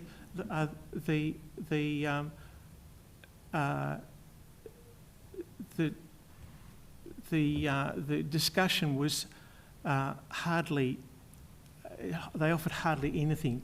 For instance, from our side, they offered steel fin balustrading, which was already a condition of the Hobart City Council's planning report, and that's what they offered. Okay. And so essentially nothing has changed in your position. Okay. All right, thank you. Thank you. We'll go now to you, Dr. Bowie. Okay, I'll try to keep your time. So this deputation is on behalf of myself and my family, and we live at 21 View Street, immediately west of the development, though a lot of these concerns have been raised by many of our neighbours in our community. There are 25 representations. We chose to live in the area because of the good amenity and the fine heritage of the precinct. It's known as, under the interim planning scheme, as the Golf Links Estate, as we know. A significant part of this deputation is similar to what I presented in the Council Planning Committee meeting of the 16th of November, and I make no apologies for that, as essentially nothing has changed. We were asked to go to mediation. We were happy to be given the opportunity to raise our concerns directly with the applicants in the hope of finding some common ground to move forward, but alas, the mediation led to nothing. Most importantly, the applicants did not offer anything to address the major issue that the proposed development does not conform with the Heritage Code of the Interim Planning Scheme 2015, which was the reason the City Planning Committee meeting of November 16th refused it 4 weeks ago on 3 clauses. So nothing's changed. We're not against development. Development needs to be carefully thought out, especially in heritage precincts. It is clear that development currently, as proposed, does not fit in a heritage precinct. It in no way complements the existing 1920s Californian bungalow, and the front of the lot is in no way subservient to the original building and is not sympathetic both in scale and style to the heritage overlay. If approved, it would be roughly twice the size of what would remain of the existing bungalow. It would fill most of the back garden, and that's completely inconsistent with the policies of the heritage overlay. I'm not going to speak to detail about the applicant's new images, the BIM software, and how they compare to the artist impressions prepared by Ian Johnson and shown by Ian and myself at the 16th of November meeting, than to affirm what Ian has said. They're essentially the same. They're very subtle differences, if anything, and no differences in terms of the scale and the style. You simply can't hide a 2-storey contemporary building which fills a back garden in a heritage precinct from the street. It'll be seen. I do have some images. I don't know whether it's possible to get those up. So this is the first one. I showed this in the 16th of November meeting. The only difference here is I've used the applicant's BIM images in the lower image. So this is a view from our back garden. The top one is the current image. The bottom one is what the proposed development would look like as provided by the applicant. This clearly shows the bulk and contemporary design of the new development in a way that appears as an apartment block, separate from the existing bungalow and completely out of keeping with the heritage overlay. The development would have large windows, as you can see, directly overlooking our primary indoor living space and into most of our garden, and particularly onto our only deck and courtyard where our children play. Our privacy and private outdoor space is very important to us. I object strongly to this major loss of amenity to our family home, primarily loss of solar access, which would be especially bad in winter, and loss of privacy, which we're deeply concerned about. So there are 3 main reasons why this development application should not be supported by council, and it's already been refused, as we know. Firstly, demolition of original buildings. This proposal includes demolition of original lean-to and original outbuilding. Both buildings can be seen from the public realm in View Street through site corridors between neighbouring properties. The Heritage Officer's report did not pick up on that. We're not sure why, but I clearly have, they clearly can be seen from the street, and I have photos to show this in case there is any doubt. So this demolition will therefore result in a loss of built form that contributes to the historical and cultural significance of the Heritage Precinct, thus not complying with Section E 13.8.1, A1 and P1 of the planning scheme. Next image, please.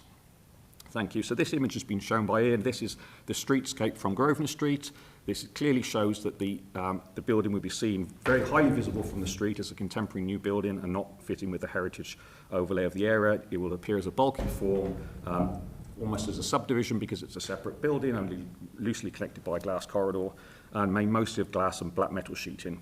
The impacts on this public site corridor on Grosvenor Street are very significant, as you can see there, but there's also many areas in View Street where you'll be able to see this image from the streetscape, from the public streetscape.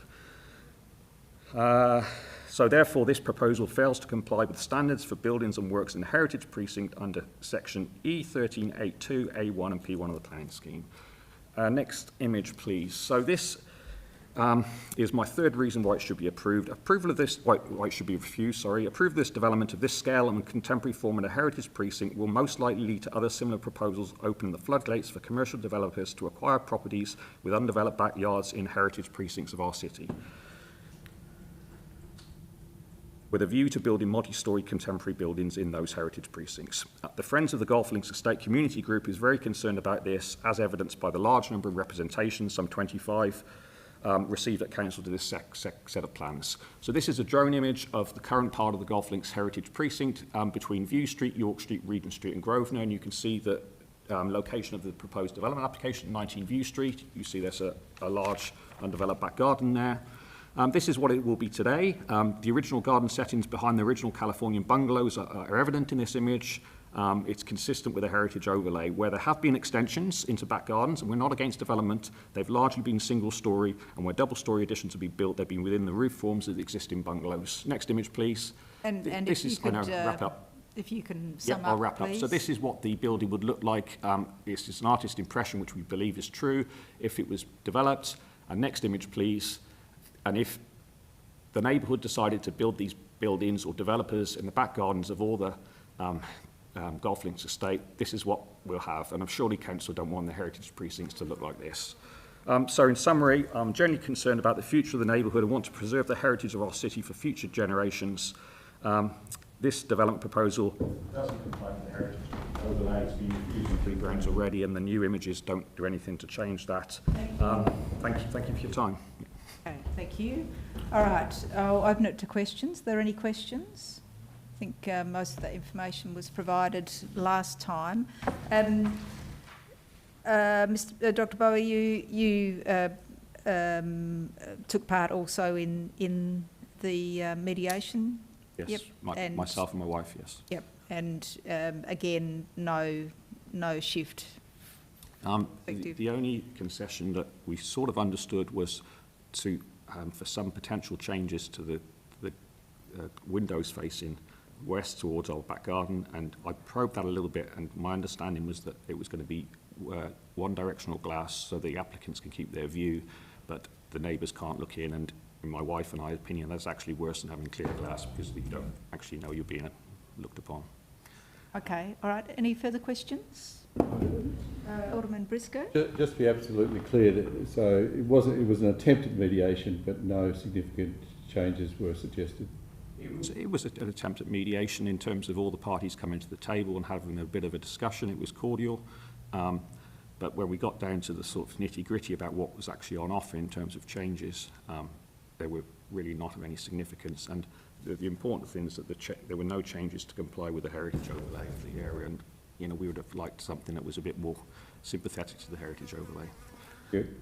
All right, thank you. If you'd like to take a seat at the back, thank you. And I'll call now on Fraser Reid and Mark Thomas on behalf of the applicant. And we'll just wipe down the area. Thanks, Rachel.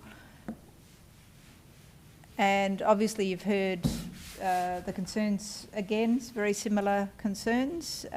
So if you'd like to make some of your points, please. Thank you. Yes, thank you for the opportunity. So there's been some discussion around the montages and the shadow, well, not so much about the shadow diagrams, I'll come to that in a minute, but firstly on the montages, as we said last time, we didn't provide them because the scheme didn't trigger them, and council officers certainly didn't request them, but we understand that members were interested in that, and we've very happily provided them. I suppose the most relevant ones, I think, are in pages 63 and 64 of your agenda, and then also in the memo in your data room. I think it's in relation to Mr.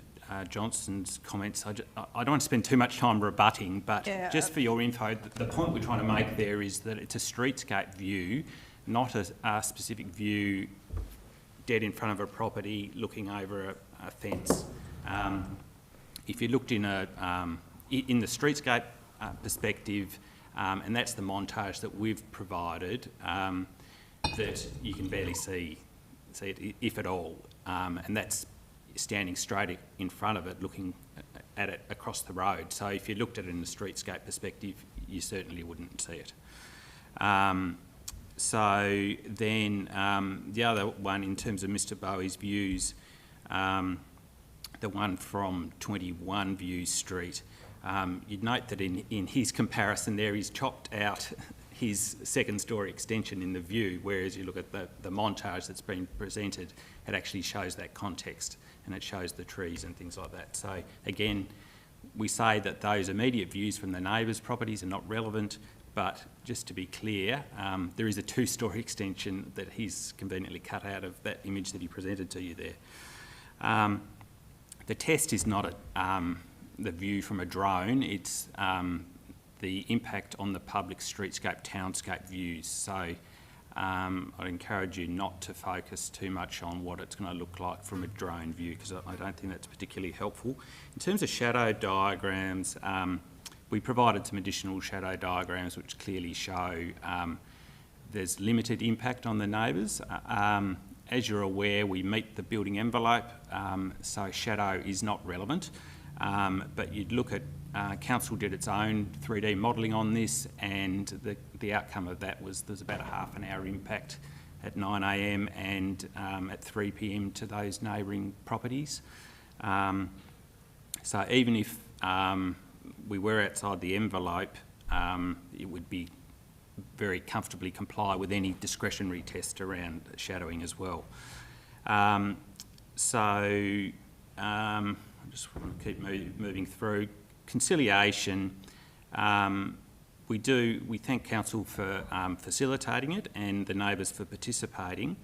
There was a genuine attempt from our part to try and look at what options could go over and above what the planning scheme requires to deal with these issues.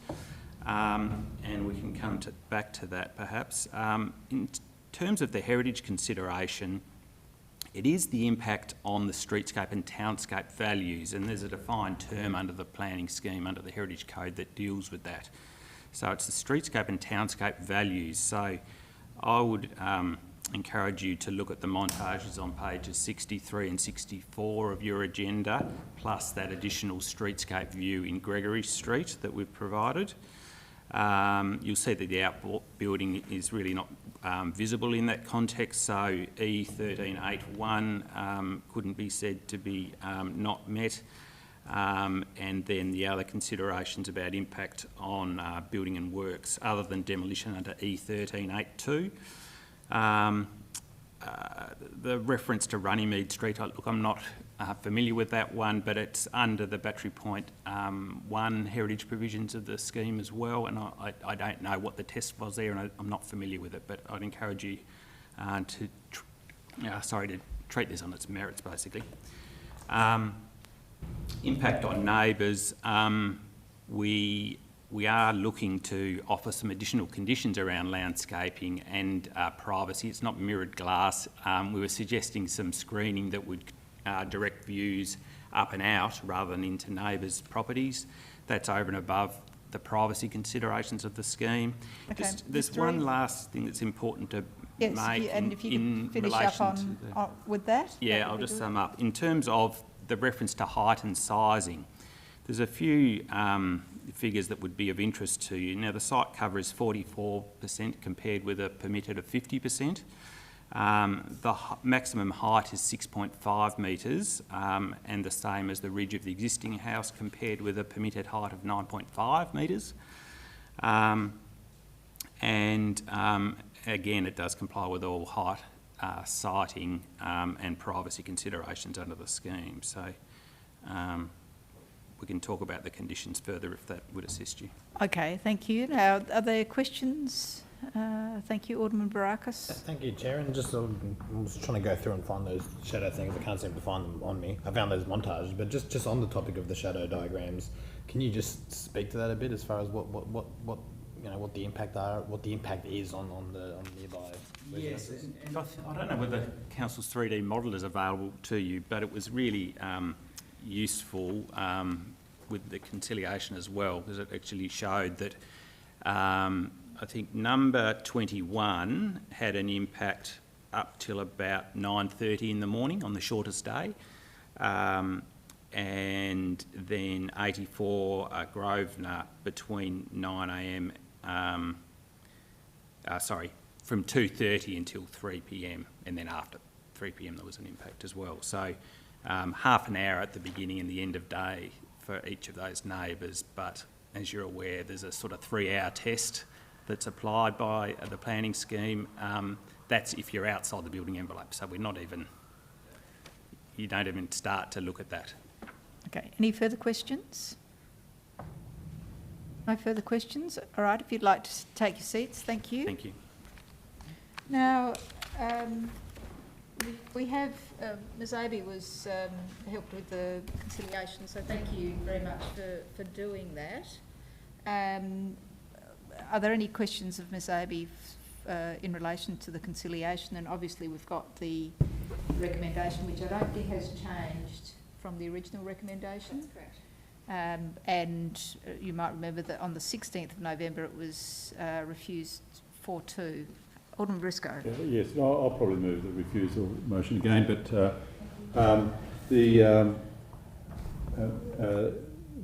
it seems like it was a very pleasant meeting, but did they address the concerns of heritage of the residents? You know, did the meeting get into what could be help, or presumably reduce the scale and so on? Yeah. Through you, Chair, it certainly was a pleasant meeting, and all parties made an effort for the discussion to be respectful. Unfortunately, there were the offerings made by the applicant didn't come close, essentially, to what the representatives were hoping might be on the table. Which is a shame, isn't it? It's sort of, if we can solve the problem now rather than going through tribunals and whatever. But Try? Okay. yes, I can try. So we have a recommendation which is presumably the same as last time for refusal? It's been distributed again to the members today. Thank you. Mr Banks, okay. and Mr Banks has got a copy too. Further discussion? Alderman Barakis? Who was the heritage officer on this one? Are we able to ask questions in regards to that, or could we just ask of you, I suppose? We'll have to do it through Mr. Noy. Yep, no, happy to do that. Look, just I suppose the view from Grosvenor Street was obviously a big point, and I think page 38 sort of does mention. Let me just it talks about how the importance of Reed Gardens and in defining the precinct and the character of the precinct is not specifically mentioned or captured in the statement of significance.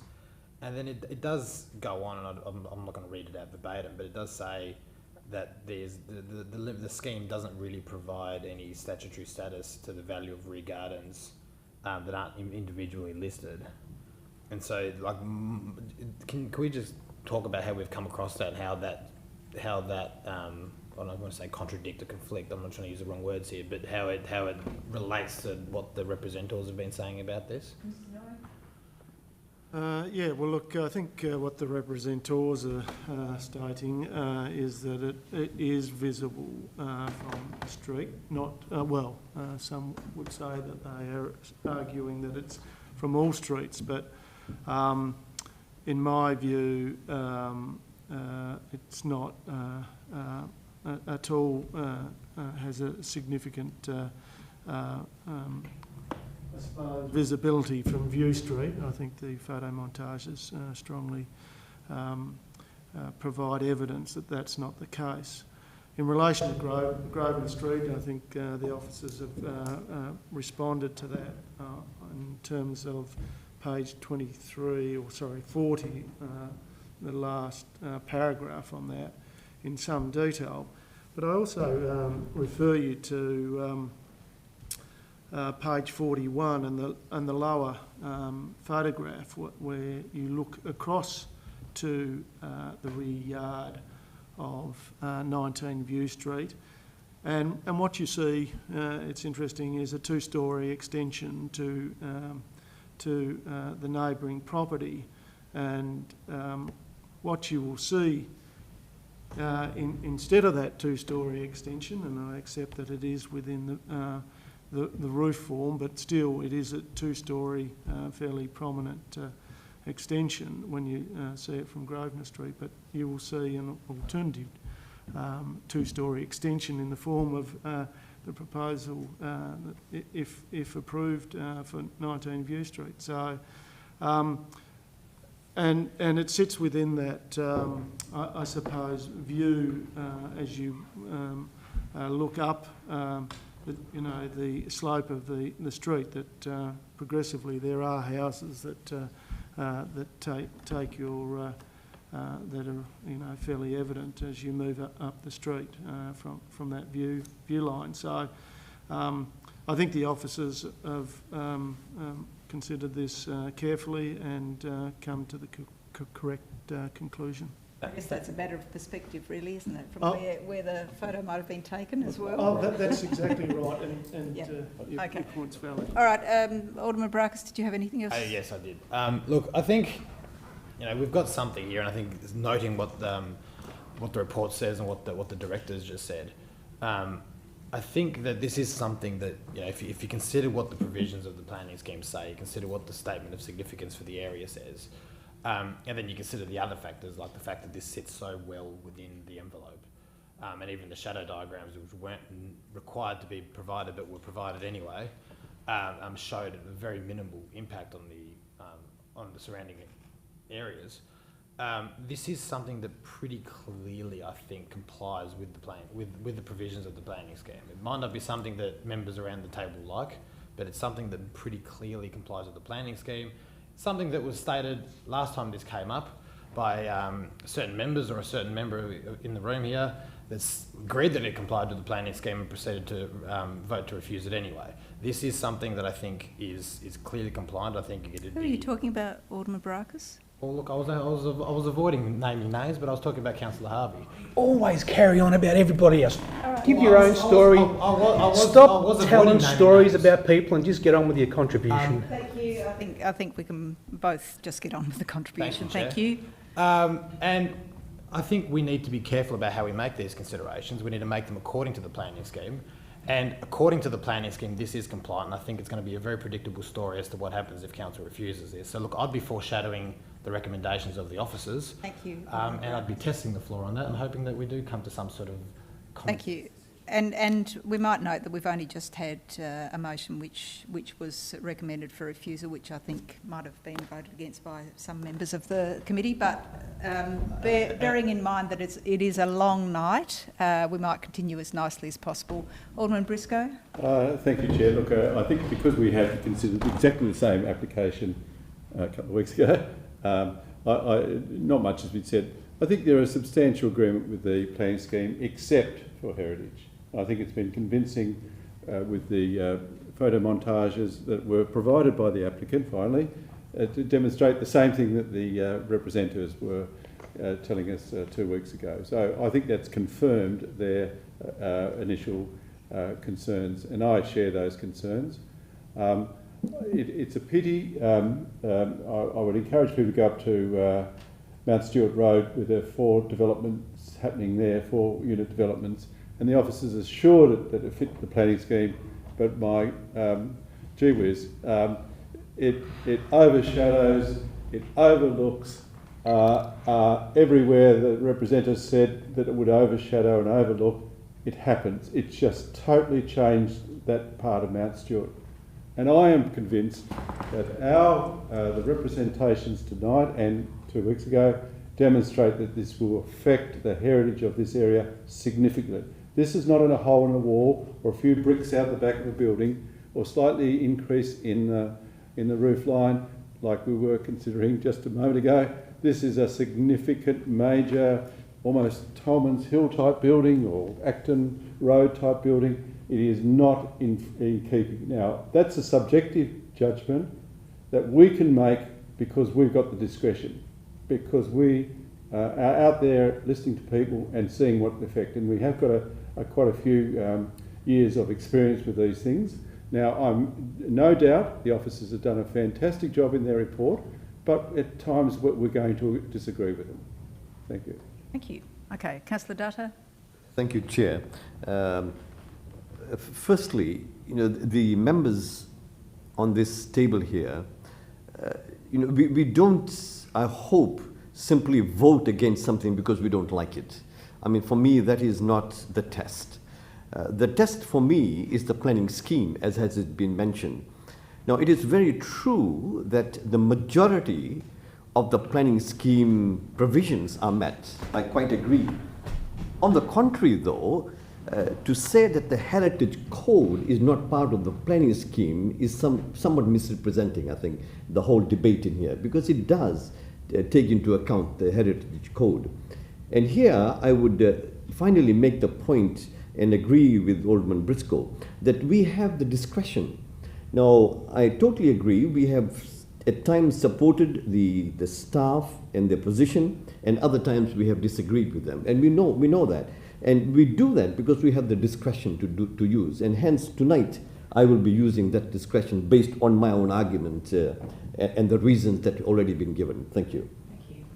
Any further discussion? Councillor Harvey. And just to add to the debate about using discretions, we saw just earlier tonight where elected reps tried to exercise their discretion against the officer's recommendation on another proposal. So this occurs on occasion at these meetings.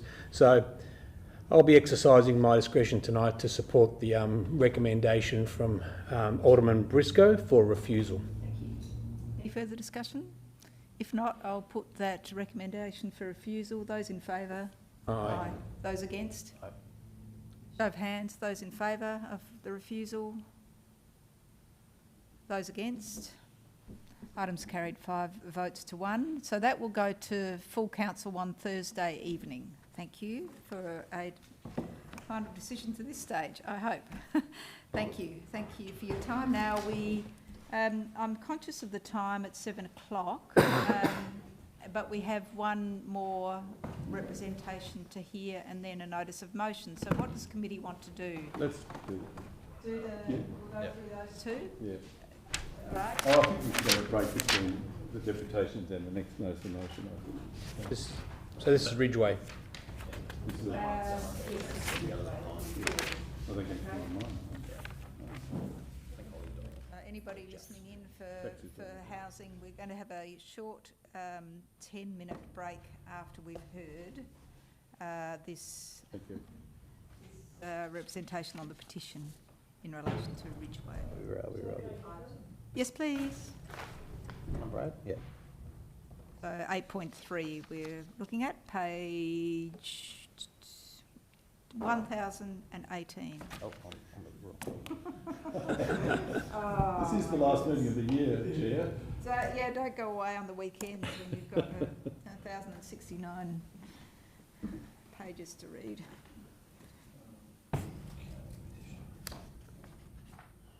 Have a birthday over the weekend when you've got that. Yeah, well, who knows? Who knows? For the other people to come in. Hello, come and take a seat. Thank you for your patience tonight. It's been a very in-depth and involved discussion on each of the items to date. So you have 5 minutes to address the committee. So did is John Sandel here as well? He actually dropped by my house this afternoon and said he wanted to come, but he unfortunately couldn't make it. Okay. And so that was actually how I was going to start, which was to say that John Sandel, who was scheduled to speak tonight, can't make it, but he asked me to speak on his behalf. Okay, thank you. So thank you so much for inviting me to speak, and thanks to the council officers and the aldermen for their consideration of the petition, and also for the Chief Planning Officer's response to the petition. So a representation was made at a previous planning committee meeting back in February last year, 2019, in response to a proposed new house development at 58 Hall Street in Ridgeway. The application was approved on that occasion at that council planning committee meeting. And at that meeting, Councillor Burnett said that if Ridgeway residents were not happy with the way the planning scheme was being applied in Ridgeway, that they should come and represent to the council. So this petition is now that representation. The petition was signed by 40 members of the Ridgeway community. So as we say in the petition submission, we really love and appreciate our rural community with its wide open spaces and paddocks fringed by tall trees and its low density of housing. It really feels like a village. In fact, my kids call it our village. And it is unique as a relatively rural area, just 10 minutes travel from Hobart CBD. If you haven't been to Ridgeway, I recommend you to come and look at it. It's a hidden gem up there on the hill. People who live in Ridgeway are concerned that this characteristic, this unique characteristic that it has, is being incrementally eroded, including by council planning decisions, which is why I'm here today. So what makes Ridgeway particularly unique is the large paddock spaces, which until recently, for the most part, have not had houses in the middle of them. And that is, one of the key characteristics of Ridgeway. And the other one is space between houses, houses set in relatively large gardens where buildings do not detract from the landscape values of the area. And there's a sense of space between the buildings that are there. Maintaining this character depends on retaining those paddock areas and retaining that large separation between houses. Now, we don't know of any planned changes to subdivision rules, therefore this petition is not at all about subdivisions at this stage. But what this petition does refer to is the issue of maintaining separation between houses and therefore how close houses are built to boundaries in Ridgeway. Now, the rural planning scheme, which applies to Ridgeway, requires 10-metre setbacks from boundaries. And if these conditions are not met by the proposed application, the scheme relies on its stated performance criteria. And as we understand it, this has allowed houses to be approved increasingly close to boundaries. So 2 recent houses in Hall Street, one 6 metres from a boundary, and a current proposal at 19 Ridgeway Road, proposed for just 3 metres from a boundary, all the way along that boundary. Each time a development is approved less than 10 metres from a boundary, that sets a precedent, making incremental incursions onto Ridgeway's rural character. The future desired characteristics of the rural planning scheme state that, and this is what was included in the petition, 13.1.3, the areas covered by this zone should continue to provide for low-density residential development set within natural bushland or semi-rural environment. They should continue to be characterised by a tree-dominated landscape with houses set in relatively large gardens. Development should respect the vegetated character, and the use of muted and subdued colours in building finishes is required. Buildings should be unobtrusively sited and not detract from the landscape values of the area. And finally, 13.4.2, to maintain desirable characteristics of the landscape and to protect the amenity of adjoining lots, that there should be maintained a 10-metre setback from boundaries. Those are criteria A1 and A2 under that provision. So being cognisant of and maintaining these things would maintain the rural character and maintain much of what is unique about Ridgeway. In our many hours of conversations in the process of putting together this petition, Ridgeway residents expressed to us, and this is me and my husband Phil Madsen who conducted the petition, they expressed to us their love of their rural community, and as I've said, they made it clear how much they care about maintaining this character. They also said they felt, however, that the area would change. They said that they felt saddened and powerless to prevent creeping suburbanisation. And also they all strongly said that they did not have faith in the council processes to maintain the character of the area and the rural living zone characteristics. Ms McAdoo, your time's almost up, so would you like to summarise? Yes, I'll summarise. So I note that the Chief Planning Officer, Neil Noy, has recommended in response to this petition that there be no changes made to how applications are assessed. However, this petition has been signed by 40 members of the Ridgeway community, all council ratepayers, and all really concerned about what the future of Ridgeway will be. So let me be clear, we're not asking for any changes to the planning scheme. What we're asking for is for the performance criteria to be applied with more consideration of the rural character of Ridgeway, to maintain boundary setbacks and to maintain space between houses. And I just wanted to say, to sum up, that I'm very happy to answer any questions, and thanks for listening to me speak. I'd also like to ask a couple of questions to sum up. The first one is, given that there is clear community concern here, what can be done? And the second one is, can the Planning Committee please tell me what I can report back to my fellow petitioners about how the Council will respond to our concerns and ensure that the characteristics of Ridgeway are indeed maintained. And there's just one thing to add, which is I note that this petition is not about an application for boundary adjustment that is appended to this item in the Council agenda, so I think that must be there in error. Thanks very much for listening. Go to those questions, if you wouldn't mind answering them. Just so the first one was around the character. Well, the first one was, given that there is clear community concern, what can be done here? Well, thank you, Chair, for that and Gabby for that question. Look, I think firstly the Council and Committee have heard your concerns. So the petition has, I suppose, elicited, a greater understanding of the community's concerns. So I think that that's an important first step. In relation to the actual provisions, I mean, there are two sets of provisions. There's the acceptable solutions and there's the performance criteria. The fact that you don't comply with the acceptable solutions does not necessarily mean that you don't comply with the performance criteria. Now, the performance criteria does allow buildings, for example, to be closer to boundaries than allowed for under the acceptable solution. So I think what you're saying is that you're not necessarily comfortable with some of the decisions that Council has made in relation to those matters. I suppose the officers or Council were of a differing view to the community in relation to those matters. So there is the opportunity for the community to clearly appeal Council's decision where it doesn't feel that it's that Council's got it correct.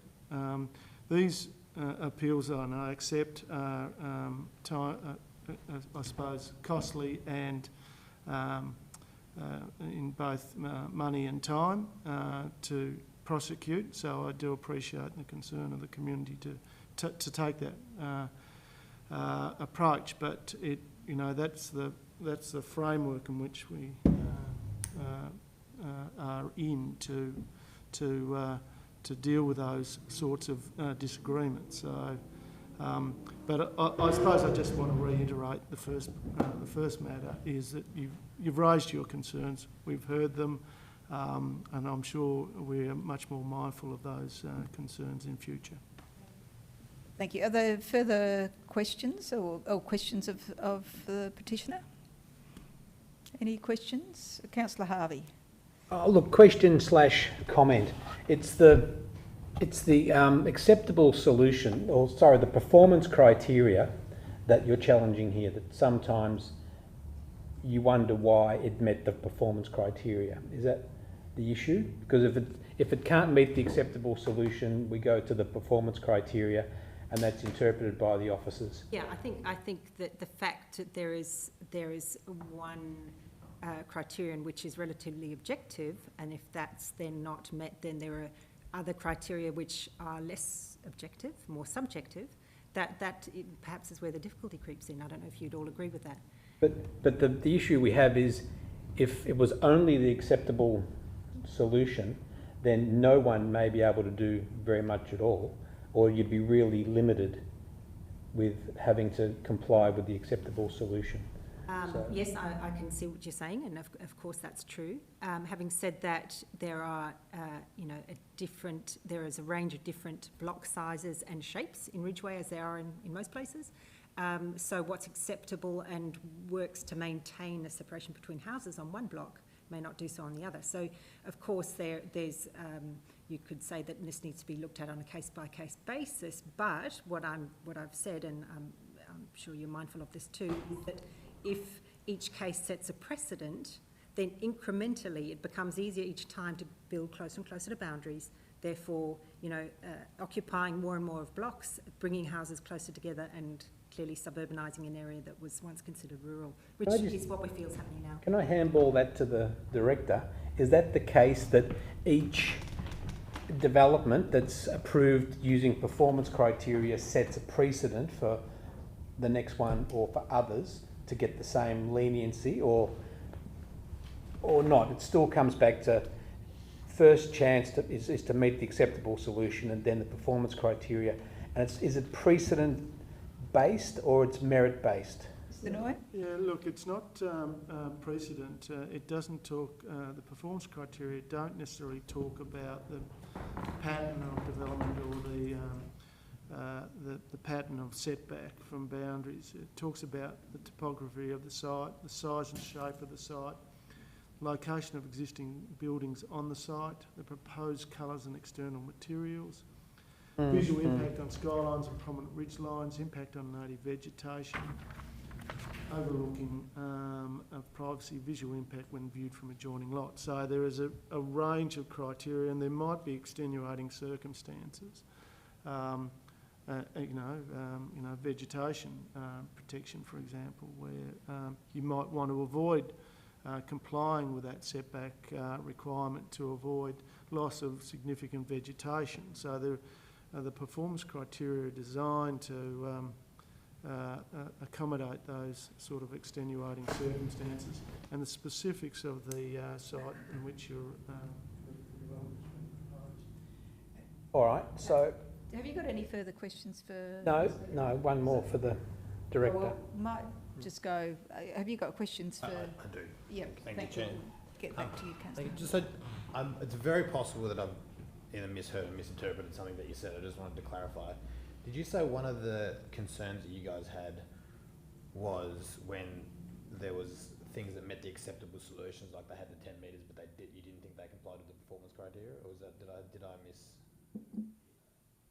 I understand what you're saying. That it was compliant with the acceptable solutions, but not, in your view, compliant with the performance criteria. Was that something that you said? Yeah, I'm not a council planner, so I'm not sure what how the decisions were made for recent applications, whether they were made on acceptable solutions or on performance criteria. I don't know, but okay. All we're seeing is houses creeping closer and closer to boundaries. Neil, Noy, can I just bring up something?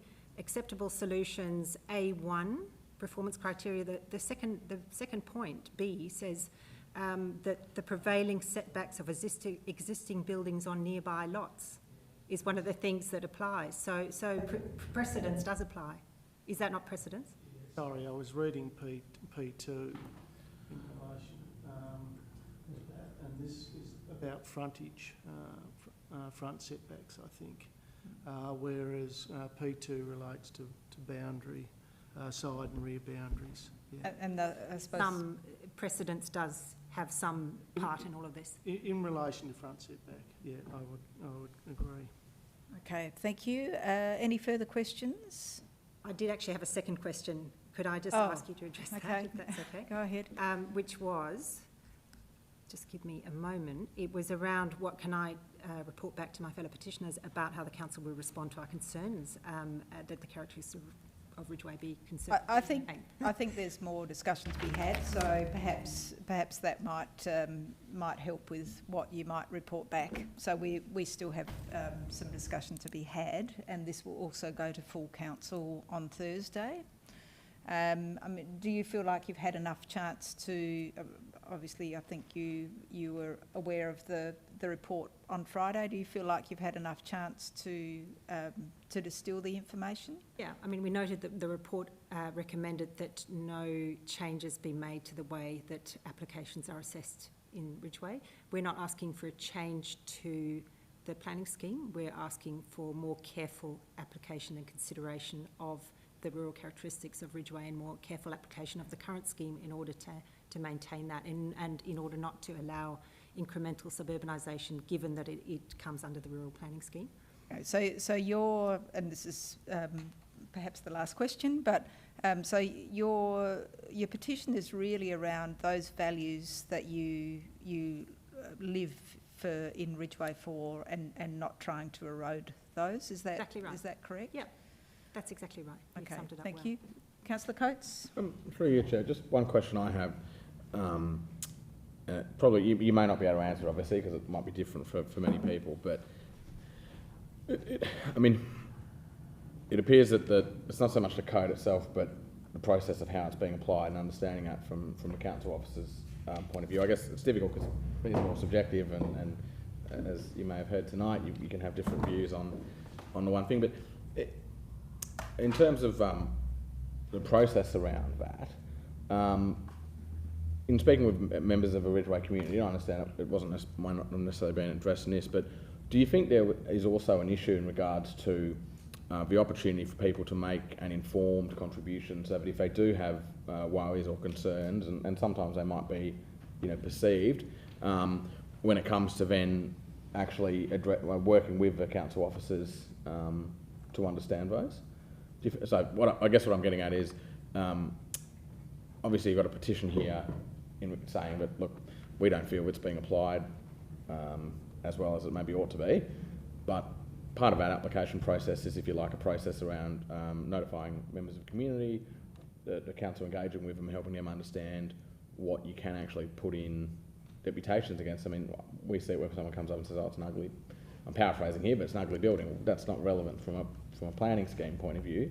Do you think there's an element of disquiet in the Ridgeway community around that as well?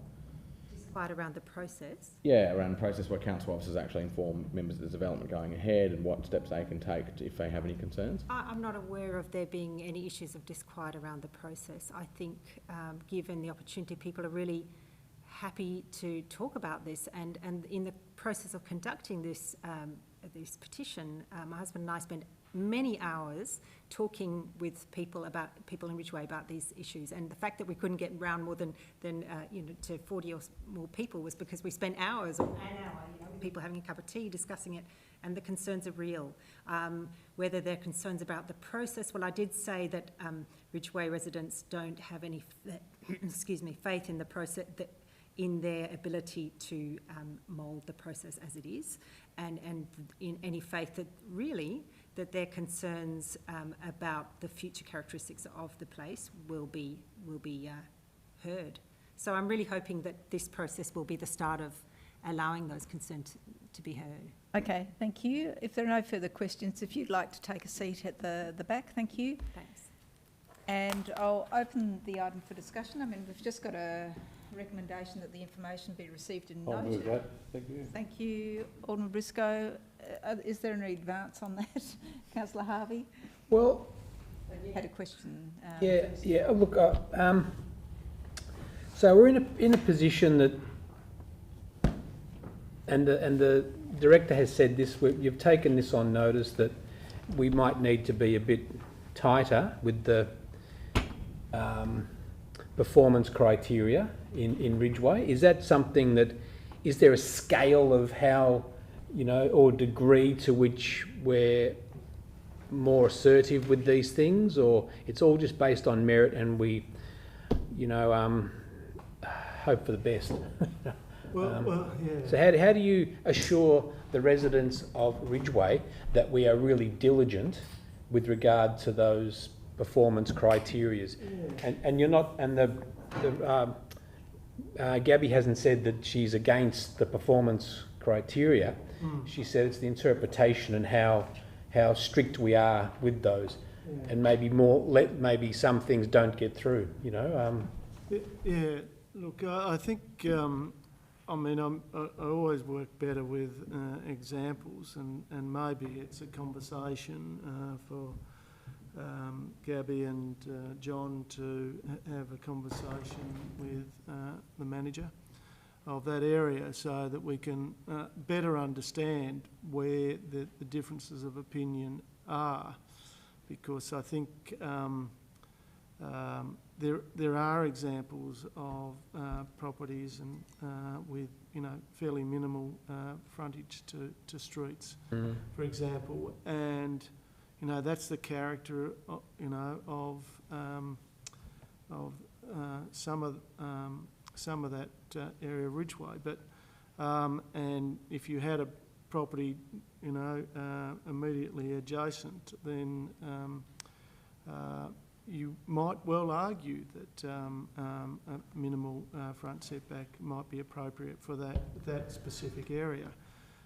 Again, I use the example of retention of native vegetation. If you push back the required amount and resulted in that significant tree or vegetation to be removed, it would be unfortunate. And so I think what I'm saying is that I'm happy to reach out to have that detailed conversation. Yeah. Could I ask Alderman Briscoe, I'm happy to move it as an amendment, that we organise some community engagement with the Ridgeway community to further explore, what's going on in the issues. Happy to include that in. Okay, thank you. Thanks. I think that's a good amendment. Any further comments, or are we okay with that? I mean, I think what we're seeing, and we've seen it in many of the representatives' concerns and many of the items, even tonight, just on this one agenda, that what is important for people's area is really coming to the fore. And Ridgeway is no different from Sandy Bay and parts of Sandy Bay. So I think, perhaps it is something that needs to happen at the planning scheme level, but perhaps have those conversations first as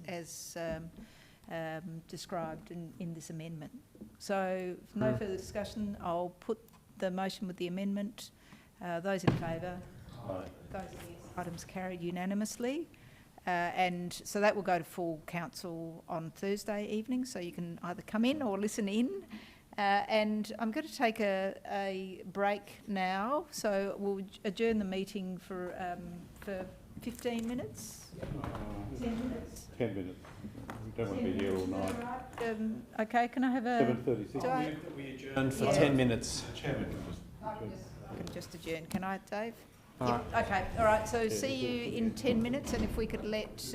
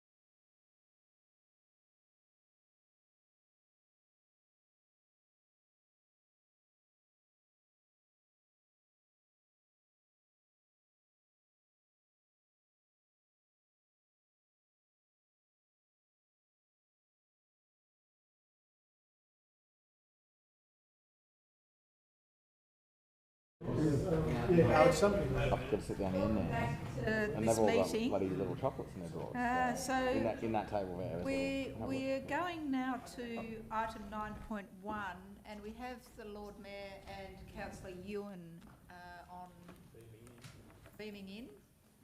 This is a matter of procedure. Only one of them would be a voting member, wouldn't they?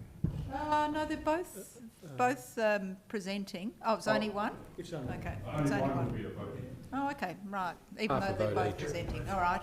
So you have to fight over that one. Have we got Councillor Ewan, Craig?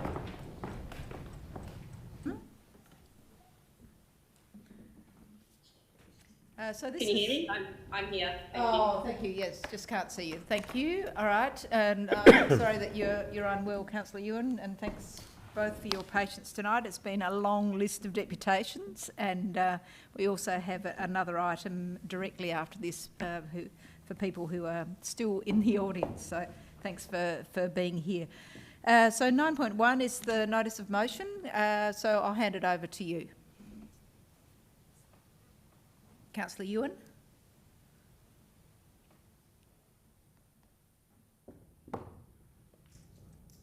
We're not getting anything through, Craig.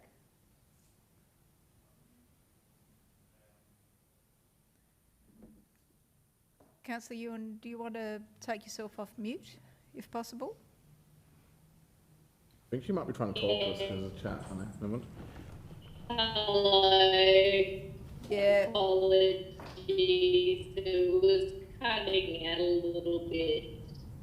Yes, it's cutting out quite a bit. It's very unclear. So. Okay. So, am I right to go again? Yes. Now you're good. So I'll just. Okay. Is that a report be prepared on the next? You're cutting out. No, we're not hearing you very well, so we might just need... I can do it if you like. Yeah, Councillor Ewan. Directive in order to allow council to cap the number of private properties being converted to short stay accommodation. Councillor Ewan, I'm sorry, but unfortunately we're just not getting clear audio, so I'm going to hand over to the Lord Mayor. Thank you. Thank you, everyone. Just to really run through the rationale for this. So the motion is to get a report on what would be the process if the council wanted to take further steps on capping the number of visitor accommodation permits or short stay permits that are issued in the City of Hobart area. I guess this has come about because of some new research which really helps to clarify the impact of short stay accommodation on the private rental market in Hobart in particular. The research was provided by Ahuri, which is a national housing economy research institute, very well known to the council. I think they've given us briefings on a range of issues over the years. And the COVID experiment provided some really, useful, interesting observations because short stay accommodation permits were, I guess, running at a very high point in March, just before COVID, and then there was a decline in short stays and availability of short stays or short stays on the market, with some sense that some of them went back to the private rental market, and Ahuri did through their research identify that there was a drop in rents as a result, which they say part of that is due to the drop in short stay listings. The drop in rents in the City of Hobart area. So it's some interesting research that they provided.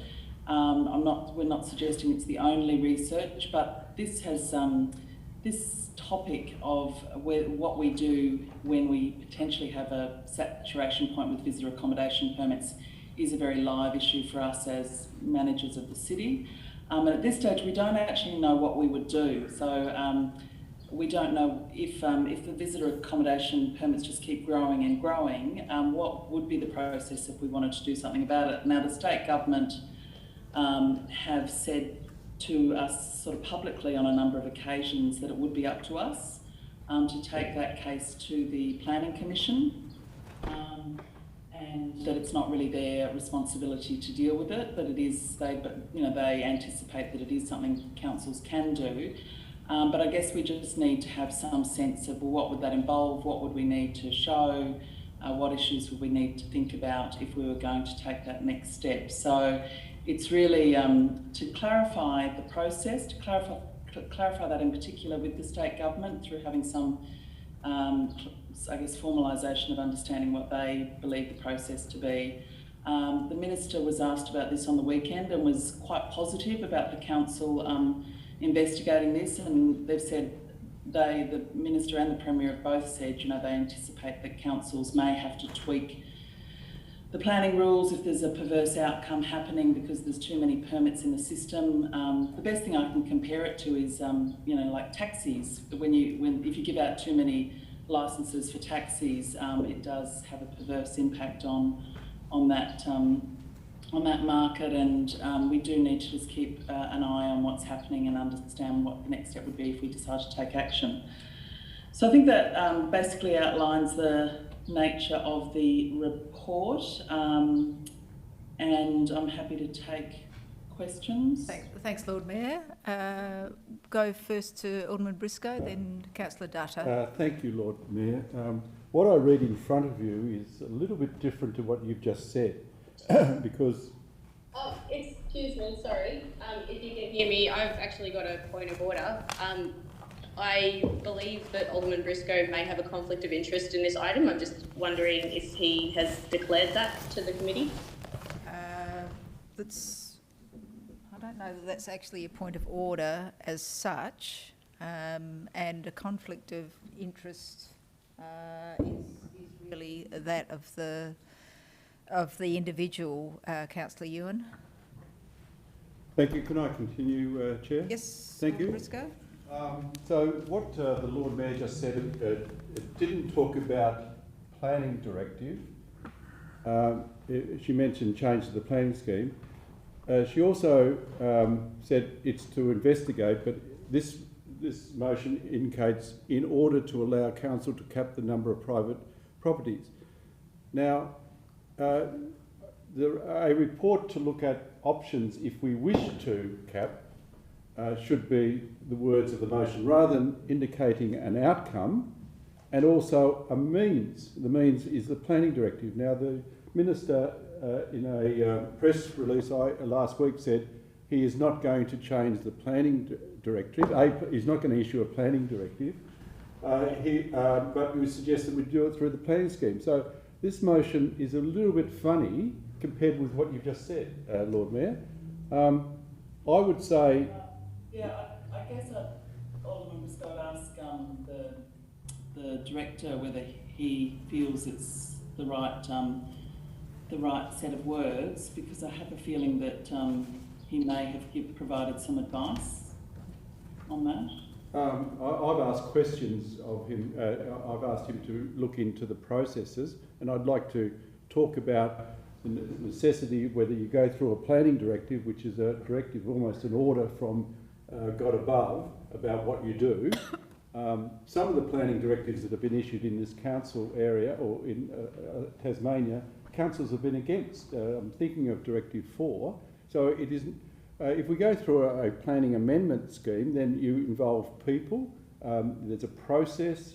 You have papers written. You go out to public consultation. Then the planning commission rules on it.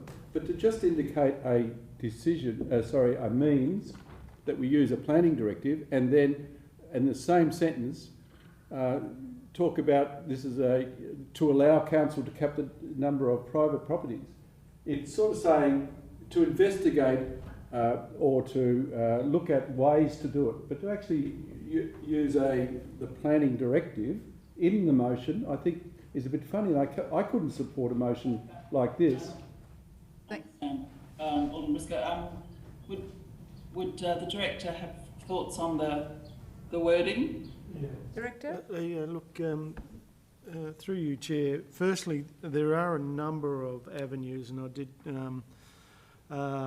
seek some advice from the Planning Policy Unit as to the mechanisms that could be pursued to vary from the planning directive. So there are a number of mechanisms, from amendment to the planning scheme to the new the local provision schedule that we're finalising at the moment, to in actual fact modifying the planning directive. I've been advised that planning directives have been modified by the Minister for specific cases, and so that is an avenue. But I think the actual wording as drafted, it does talk about that a report be prepared on the necessary reforms to the planning directive. Now, those reforms can take various forms, and it doesn't necessarily have to be a change to the planning directive. It can be through other means. So, but I do take the point that Alderman Briscoe says that it does talk about allow council to cap the number of private properties. I think there are a number of mechanisms to control the issue of short stay accommodation. Caps might be one. They might be more challenging than prohibitions, such as Battery Point, for example. Battery Point has a prohibition that the Minister did take on board eventually after some rigorous lobbying by this council. So I suppose if I come back to the question, maybe in order to allow council to better control the number of private properties being converted to short stay accommodation might be a suggested wording change if that was of the... Did you hear that, Lord Mayor? Yeah, I didn't quite understand though whether the Director was saying that, I mean, it is the planning directive. That's right. Is the matter in question from the state government. It is their planning directive. Yeah. Does that clarify that for you, No, Alderman it doesn't. Briscoe? No. Because A planning kind of directive, makes sense to me. it makes sense. It's saying this is the mechanism we use to get this outcome. We haven't decided as a council to cap the number of private properties being converted to short stay accommodation. We know there are people in suburbs that are worried about this. I'm worried about the proliferation of possibly too many short stay accommodation in a particular suburb. But to suggest an outcome, a mechanism, before we've got a report about the merits or otherwise, and if I'd just like to say, there are merits of having short stay accommodation. We've got a number of emails today, balanced by the emails that were generated by Councillor Ewan, that indicated the importance of tourism to this city. We are a tourism town.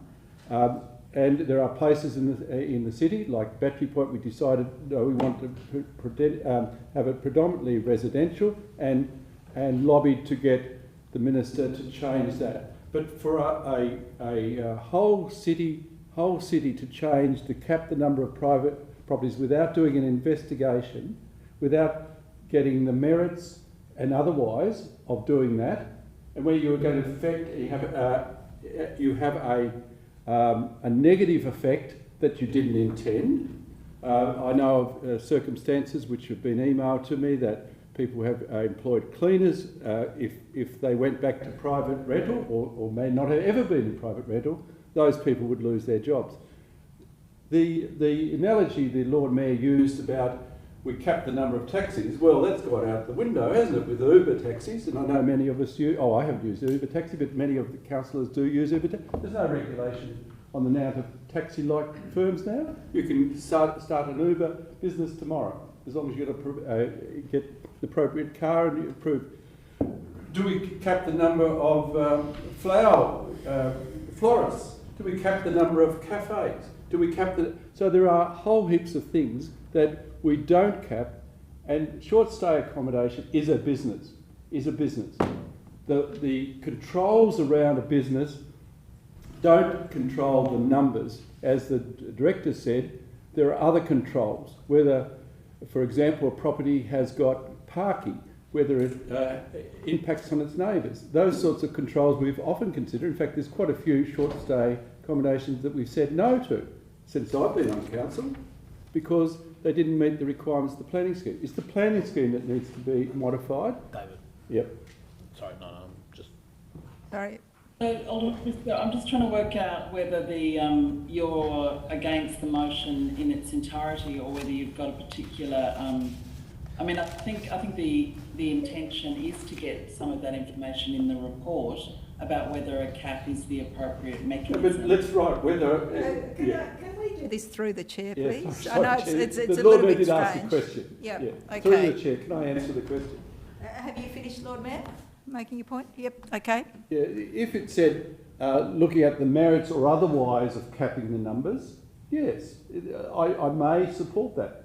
Or the merits of the means, the merits of the means of doing that, yes. But to actually use the word planning directive and to cap is not giving, it's not making sure the report that comes back to us looks at the pros and cons of the various ways, if council decide to cap the numbers, whether it's possible to cap the numbers.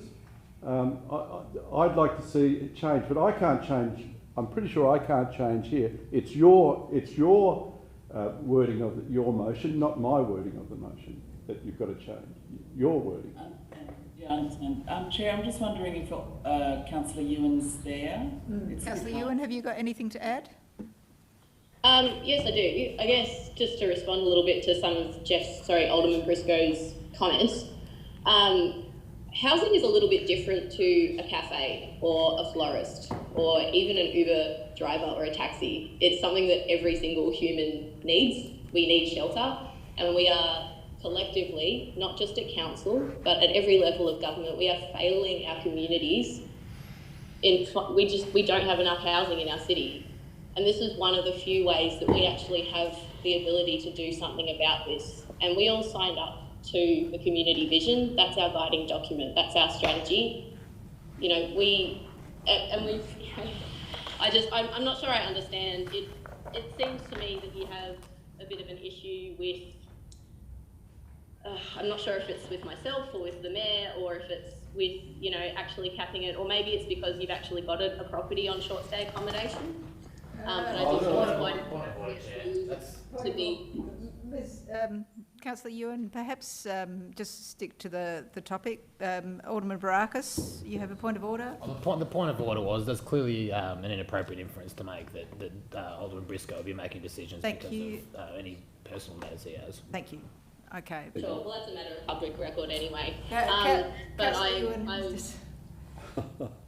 Okay, so is there anything more to add?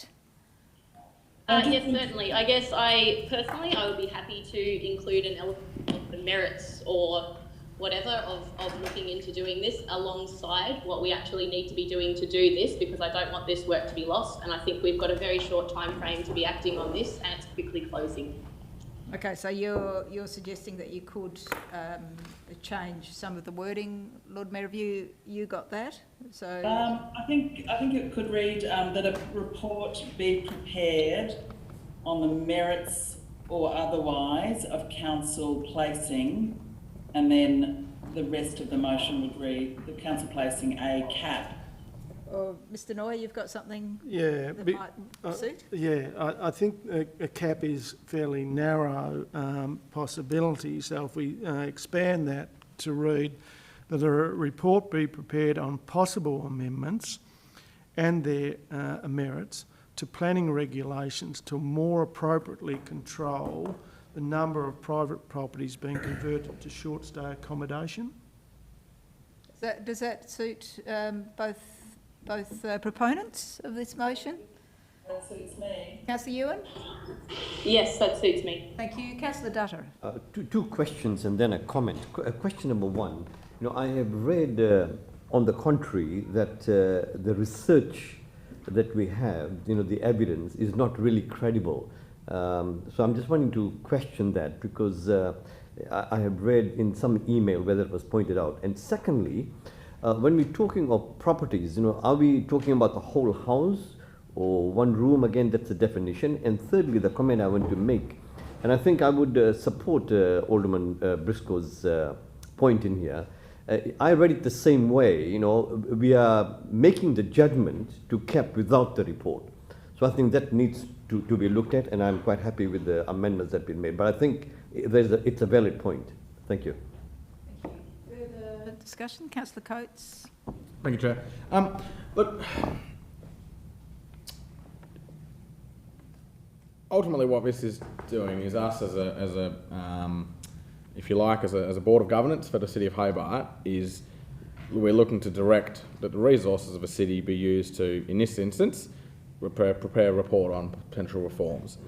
I mean, ultimately, I'm putting my governance hat on here, and we're sort of asking them to do something and to conduct a resource, and we know they've only got limited time, and they might say, oh, it's a relatively small amount of work, but I mean, we're sort of deciding on the what potentially we'd do before we actually have analysed the why and the how and different avenues, rather than sort of picking something. And look, I mean, I fully appreciate the rationale that's been given, and I mean, I agree. That the housing market in Hobart is, in a lot of instances, not giving good outcomes to the community. And as was raised about Battery Point, there have been situations where decisions have been made. And we're not going to sort of re-argue that here now, but I mean, as I look around the city at the moment, we've got 4 hotels that are currently being converted into Medi hotels that are being taken off the market. We've currently got a situation where, by law, people can't be evicted from tenancies, and there's massive changes around what would normally be the state of play in regards to residential tenancy laws. We've currently got a situation where, for all intents and purposes, international borders are still closed, and we've got, if you like, a severe disruption in the tourist market. And so rather than trying to get an understanding, and I would argue that we don't know what Hobart's actual rental market is currently looking like or will look like. We've still got such massive intervention in the market in all sorts of ways, and I mean, I have no doubt that availability is dropping at the moment because we've just got a huge number of hotels taken out. I also have no doubt that at the moment there's a lot of people who are finding themselves in a position via JobKeeper and various things where potentially they're bidding on properties they weren't able to. But for us to sort of jump ahead of what is the problem and how can we address it, straight to ultimately directing the officers to spend their scarce resources and time providing a report on one mechanism, I think we're sort of putting the cart before the horse. Our duty is, if you like, a board of the organisation is to make sure that the resources and time is spent well, and ultimately I just think we've jumped one step too far in terms of this proposal, and I just don't see at this time that we can make any sort of informed decision. It's very difficult to... Can I respond to that, please? Just hold on. Well, I was going to say, in as much as it might be a worthwhile thing to have a report that said, look, if we wanted to go down this path, this is what it would take. Unfortunately, that just opens a can of worms. Well, you'd essentially be directing officers to write reports on 100 different options. I think in the first case, we need to wait a little bit and see actually what is the impact going to be. And at the moment, there's so many things that are outside of council's control that we might end up doing a lot of damage, but ultimately no benefit. And I mean, I just don't see where us directing council officers to investigate this really adds much value when we actually need to take a step back and realise that at the moment the housing market and the short stay accommodation market and the tourism market is so impacted by all these different things that we really are just jumping the gun here. Thank you. Councillor Harvey. Question through you, Chair, to the Director. How did we get the outcome in Battery Point with regard to a moratorium or a ban on short stay accommodation? How did that come about? Through you, Chair, there had been a prohibition in Battery Point for some time. under the previous Battery Point planning scheme. And that had been carried over to the new planning scheme. However, was because of the initial interim directive, contrary to the council's wishes, the directive allowed for short stay accommodation to occur, the conversion of whole dwellings to short stay accommodation. And not surprisingly, once that was opportunity was provided, we saw a significant number of applications being made. And I think there was a strong concern by the community, and that was reflected by council's concerns as well. And we, I think, petitioned the Minister in relation to that matter, writing to him expressing concern, and I think a number of residents did as well. Mm-hmm. So clearly there's a process that could be applied elsewhere or across the whole local government area in Hobart City Council? Yeah, look, there are potentially a number of mechanisms that could be explored, but I think we need to understand exactly what the merits of those are and the effectiveness and the ability to impose those sorts of controls. We need to give careful consideration to all of those matters because there could be unintended consequences by, with various options. So by preparing this report, we could explore all those unintended consequences and the implications and provide some qualified information for the elected representatives to consider about how we move this forward? That's correct. That's the objective of this motion today. Well, I think, as I've suggested in terms of the wording, it does give us some greater scope to look at other options that might exist. And in your experience as the Director of Planning in Hobart, do you see the housing crisis improving in time, or do you see it as something that we'll be living with forever, or something that we could resolve? What's your view based on the knowledge that comes past your desk? Yeah, look, I think Hobart is a little unique in the sense that we're a fairly small market, and a shift in land use from private dwellings to short stay visitor accommodation. We don't have to have a large number of those to have an impact on a vacancy rate. A simple 200 dwelling shift will effectively have a 1% impact on our housing stock. So that's a significant shift when you're talking about whether it's 3% or 2%, or if you double that, it's 1%, and you're getting to those low numbers. It is a real critical issue if you're under 1%. That is a real concern. And we've been under 1% for a while now. It shifted out due to COVID, yeah. But prior to that, we have seen that. The market will respond to some degree, but it does take time, and that's the concern. And final question, do you think the 1,000 or so, I think it's higher than 1,000 hotel rooms and student accommodation with UTAS coming online will have a significant impact on reducing housing stress in Hobart? Because there'll be more inclination to stay in hotels rather than Airbnb? Yeah, look, you would think so, but it might be a slightly different market that is being pitched at here. But you would think that additional hotel rooms in the market might apply a little downward pressure on the rates that are being asked for in the Airbnb market. But I'm not sure. Okay. Well, so, Chair, look, I'm very supportive of the motion as the Director has suggested, and getting this report done. I don't think we can argue that we're going to waste officers' time producing a report and that they're overstretched and they can't produce a report. I think that's a bit disingenuous, because I think this is a critical issue for the sustainability of Hobart.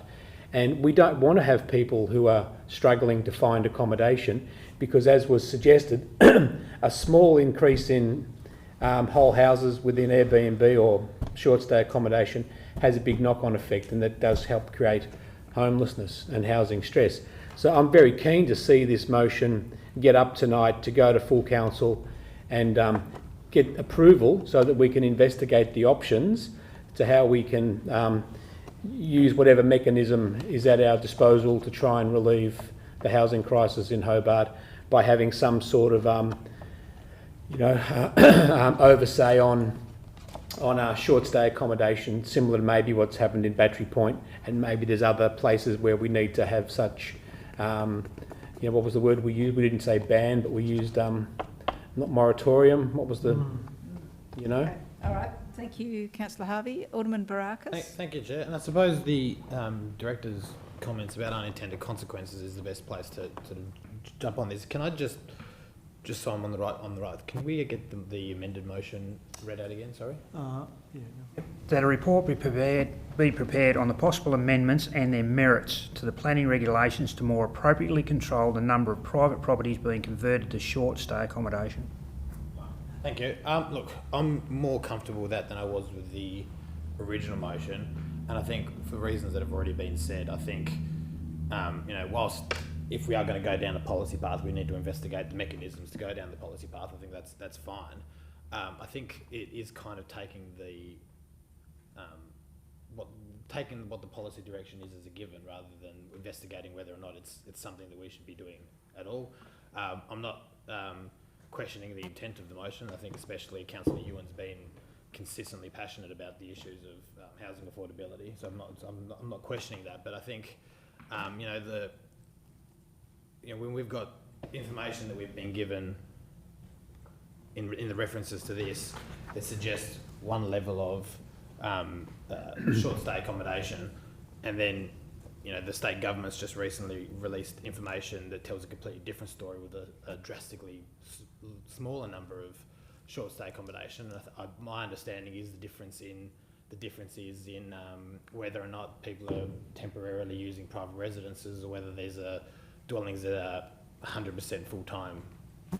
I don't want to say the name of the company, but they're short stay accommodation. Sorry, and the difference is a very, very relevant one, because if somebody's away for 3 weeks and they're renting out their house as a short stay, it has no influence or impact or effect on the housing market, the rental market in any way.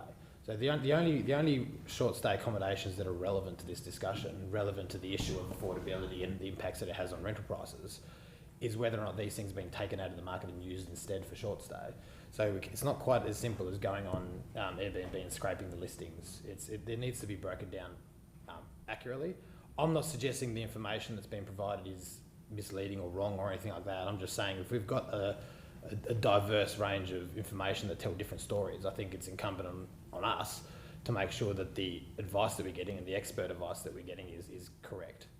I think usually when we go through these sort of policy development exercises, the report is we investigate the doing this, and the report will come back and say, look, it's good for these reasons and it's costly for these reasons, and we would recommend not doing it. The motion does kind of assume that this is the direction we're going down, without really nutting down whether or not the consequences of doing so are greater than what the benefits of doing so are. One of there's the comments that was made by Councillor Coates and Alderman Briscoe, but also if we were to hypothetically place a cap on short stay accommodation, and I suppose it's a question for you, Director. permits for short stay accommodation belong to the house, not the applicant.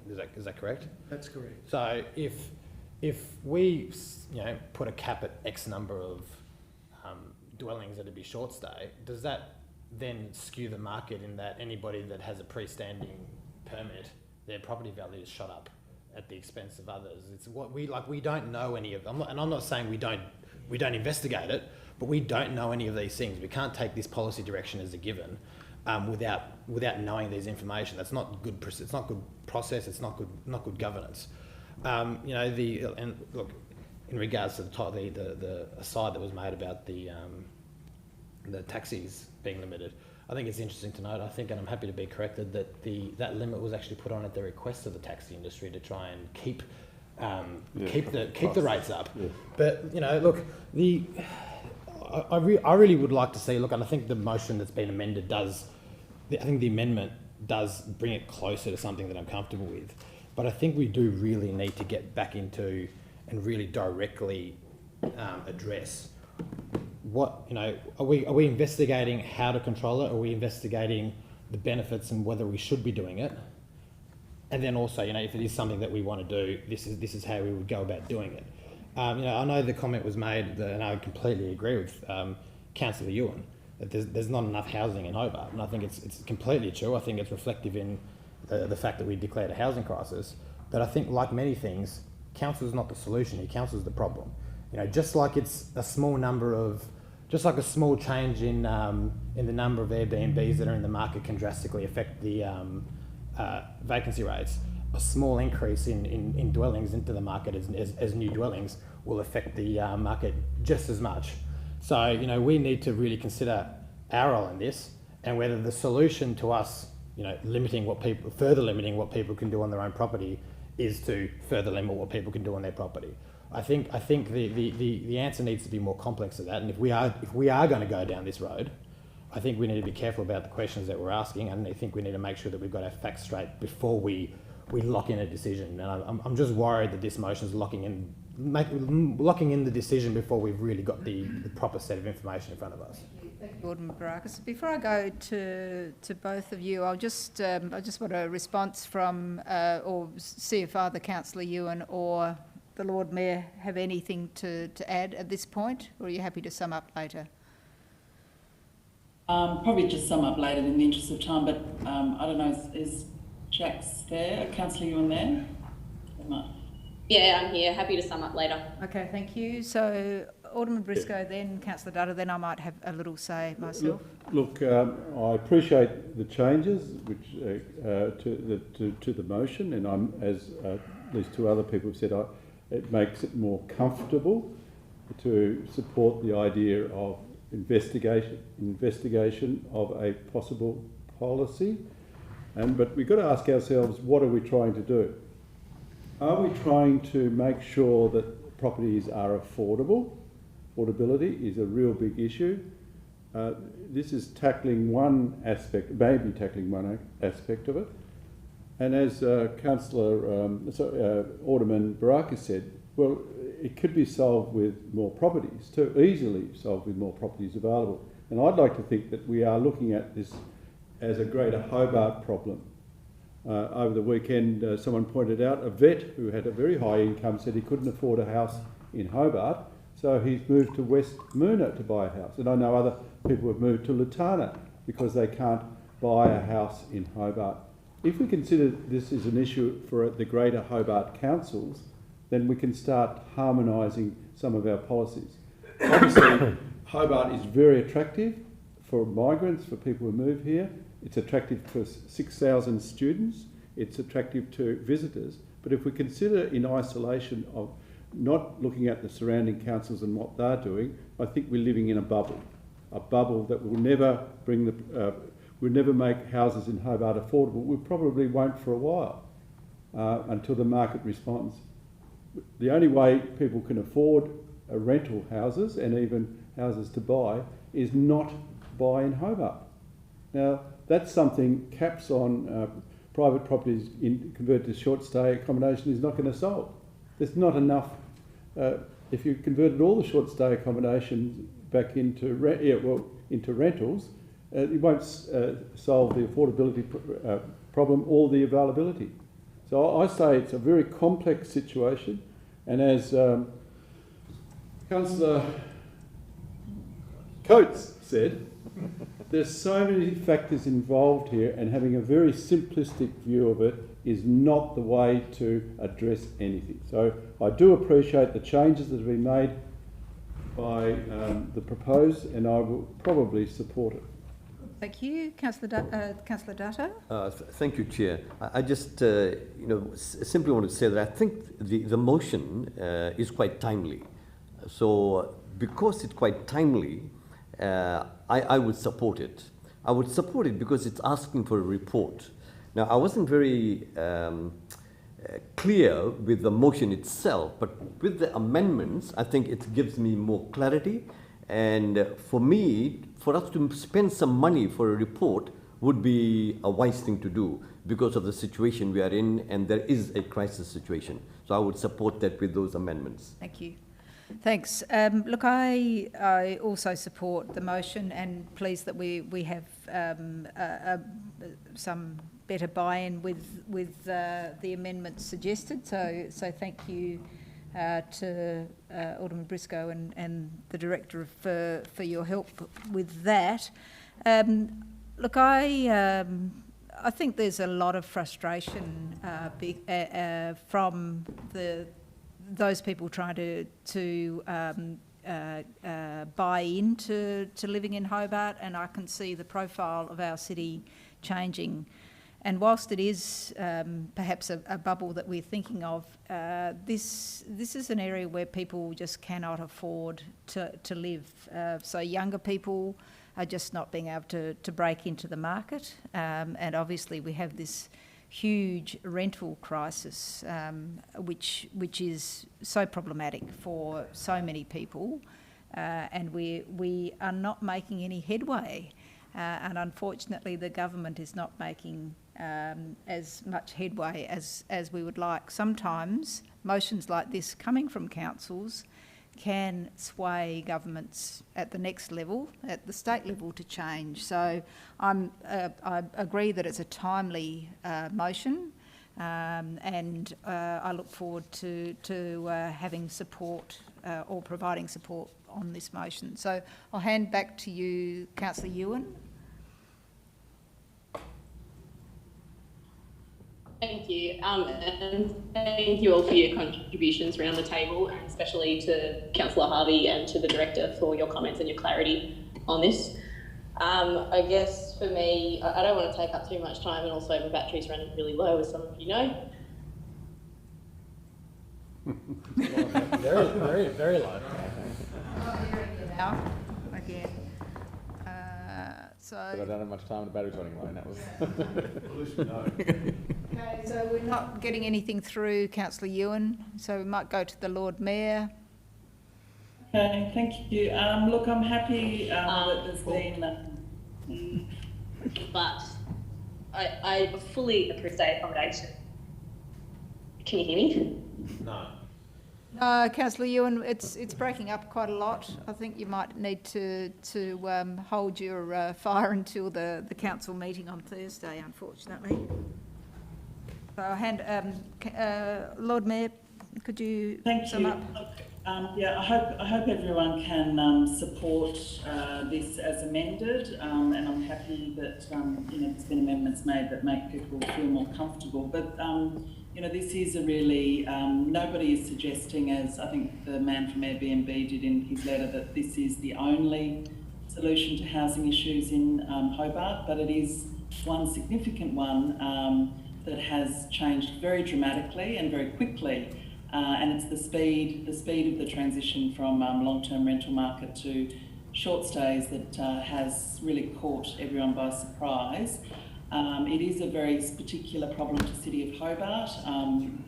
Our neighbours in Glenorchy and Clarence don't seem to have the same penetration of short stays, and we all know why. People want to be in Hobart's beautiful suburbs and close to the city.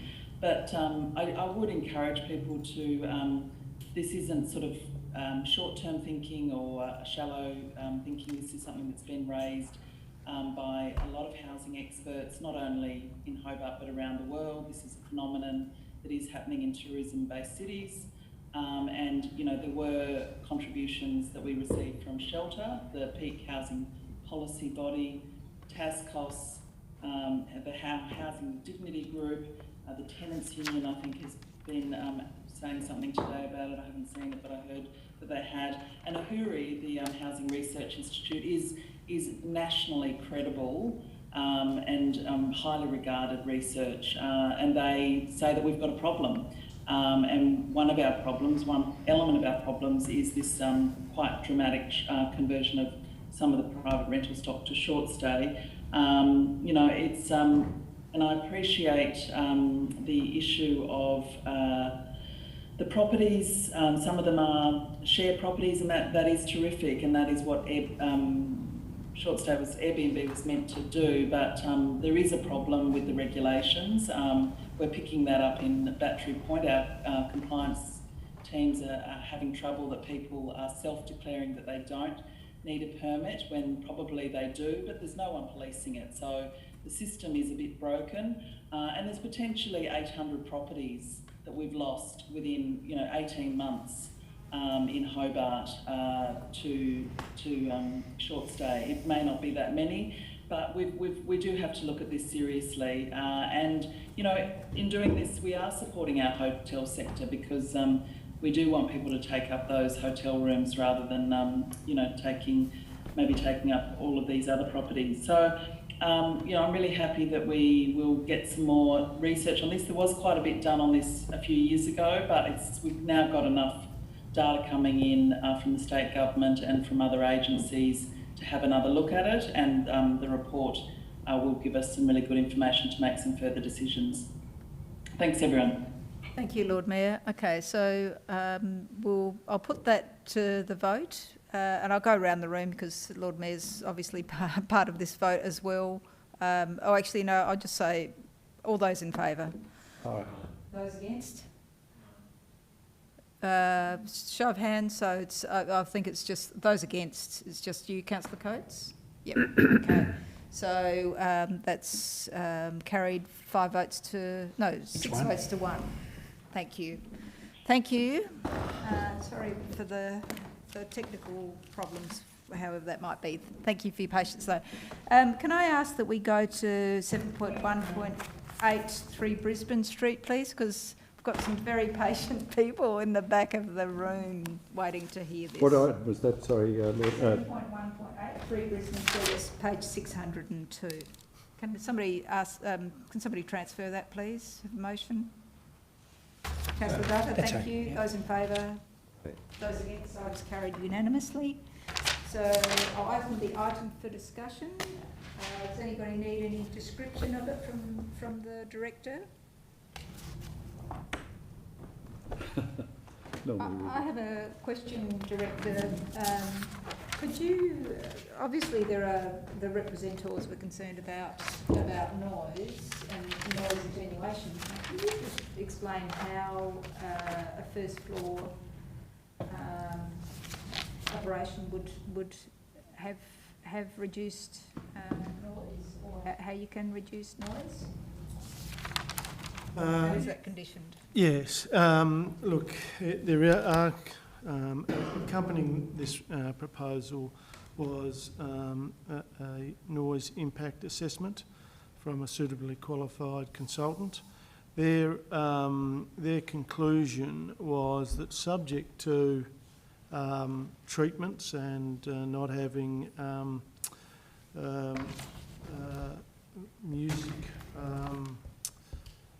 on that level, I think assisted music. I'm just looking at the condition through you, Chair.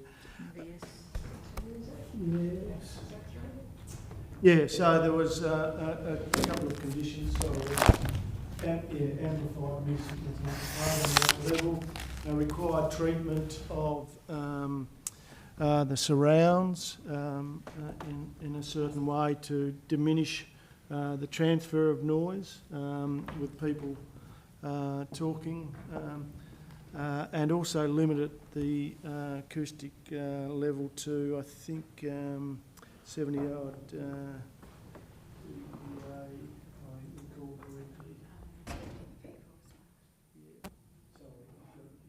Oh, as part of the noise regulations on page 605. Yeah, okay. Ground level beer garden does not have amplified music louder than conversation. 75. Yeah, so the rear wall of the upper level beer garden, as shown on figure 6.1 of the noise assessment, must be absorptive lining installed prior to being used by the public. Then we go on, the number of patrons using the upper level beer garden must at no time exceed 50. And when the upper level garden is open to patrons, the total number of patrons using the outdoor beer garden areas, both upper and lower, must not no time exceed 100. Amplified music may not be played in the upper level beer garden. So there are a number of, thank you, Karen, a number of conditions consistent with the advice from the noise consultant to diminish those impacts. Thank you. Any further questions, or can I have somebody move the item? Thank you, Alderman Briscoe. If there's no further discussion, I put the motion. Those in favour, say aye. Aye. Those against? Councillor Dutta. So I think that's 5 votes to 1. So the motion is carried, and I think that's the committee delegation. So that is carried. It doesn't go to council on Thursday. Thank you. Thank goodness. You were here for that item, weren't you? Had to go through anything other than what we need to go through.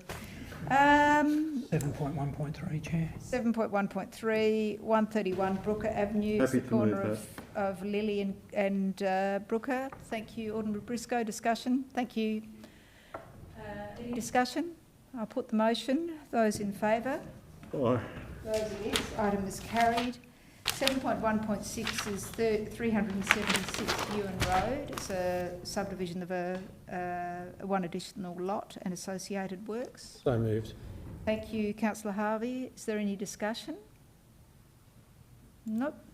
So no discussion. I'll put the item. Those in favour? Aye. Those against? Items carried. Item 7.1.7, which is 72 Athleen Avenue, Lynn Valley. I move that. Councillor Dutta? Thank you. Any discussion? No discussion. I'll put that. Those in favour? Those against? Items carried. This is the one that you've been waiting for, Councillor Harvey. 7.1.9, 646A Sandy Bay Road, Sandy Bay. How's about this? That where you wash your Do you want to move that then? Yeah. Thank you. Any discussion? No discussion. I'll put the motion. Yes. Those in favour? Those against? Items carried unanimously. Reports. All right. Ms Turner's here for 8.1, which is a petition to amend the sealed plan, and you might have seen the memo that came out, which was on the hub today, just in relation to what options we might have. Ms Turner, do you want to just describe what happened when we sent people away to talk about it and what you uncovered? Certainly, thank you. So you'll note in the agenda that we called for submissions about the maintenance sharing.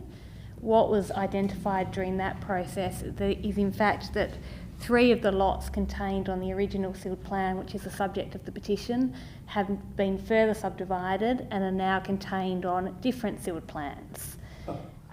They have the same maintenance responsibilities on those sealed plans. So if you are going to amend this sealed plan and introduce a new provision with respect to the maintenance sharing, that will be inconsistent with the other 2 sealed plans, and we don't have the power to amend those other sealed plans. Yes, a very tangled web. This is why we have lawyers. Just a question through that.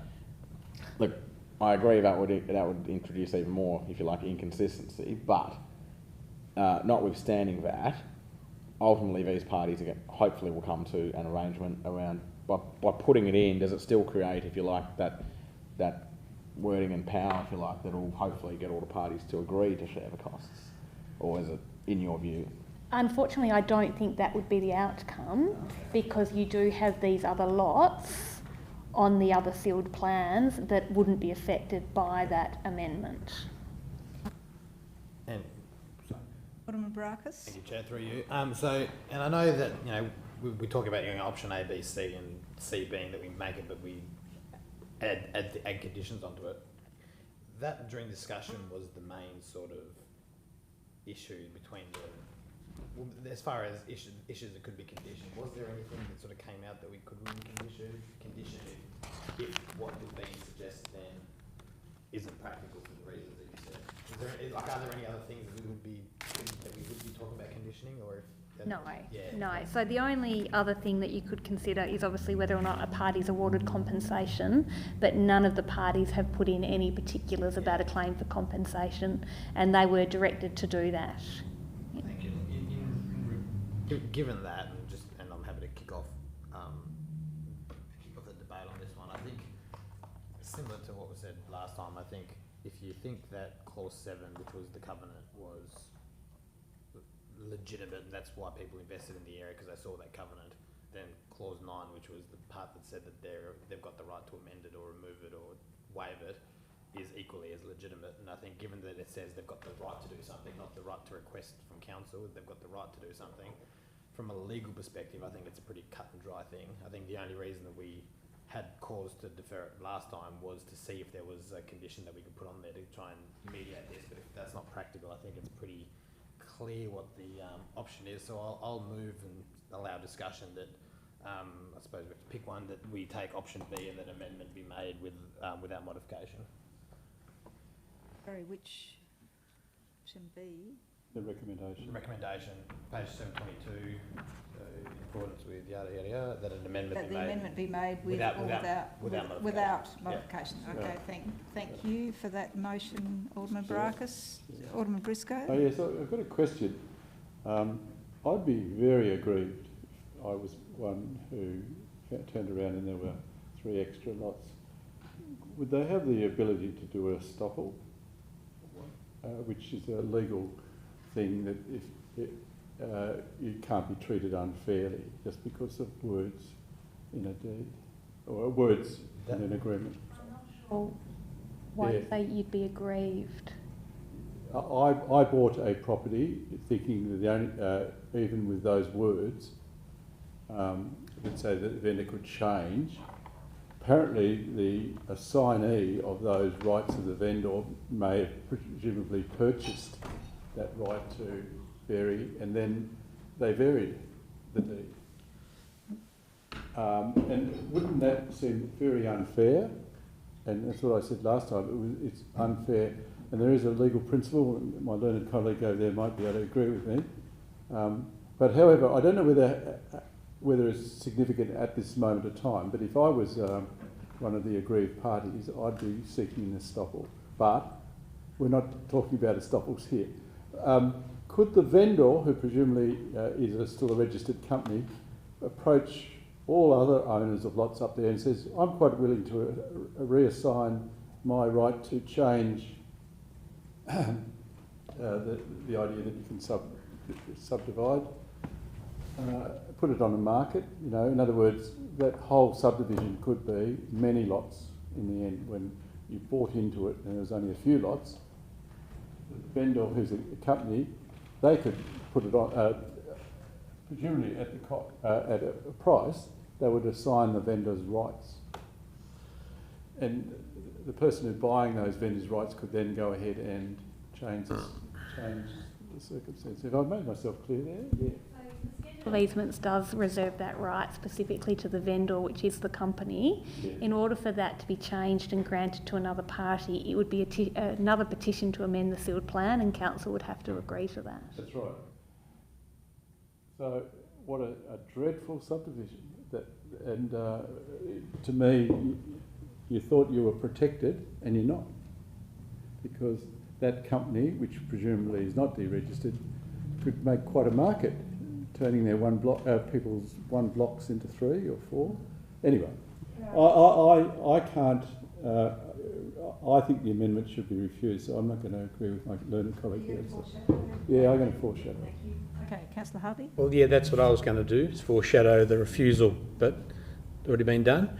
Could I just get clarification again from Ms Turner about her opening remarks with regard to the sealed plans not being accurate because there had been other subdivisions that hadn't been put into the, or hadn't been updated in the sealed plans, and is that material and or have an impact on our decision with refusing or allowing the amendments, or is it just solely to do with divvying up the maintenance costs? So the sealed plan is accurate. So the sealed plan that is before council is accurate in the sense that that was the parent sealed plan. So that had, and I'm not sure the number of lots, but let's hypothetically, so I can do it easily, had 10 lots on it. 3 of those lots have now been further subdivided, so they have different sealed plans. And that is common.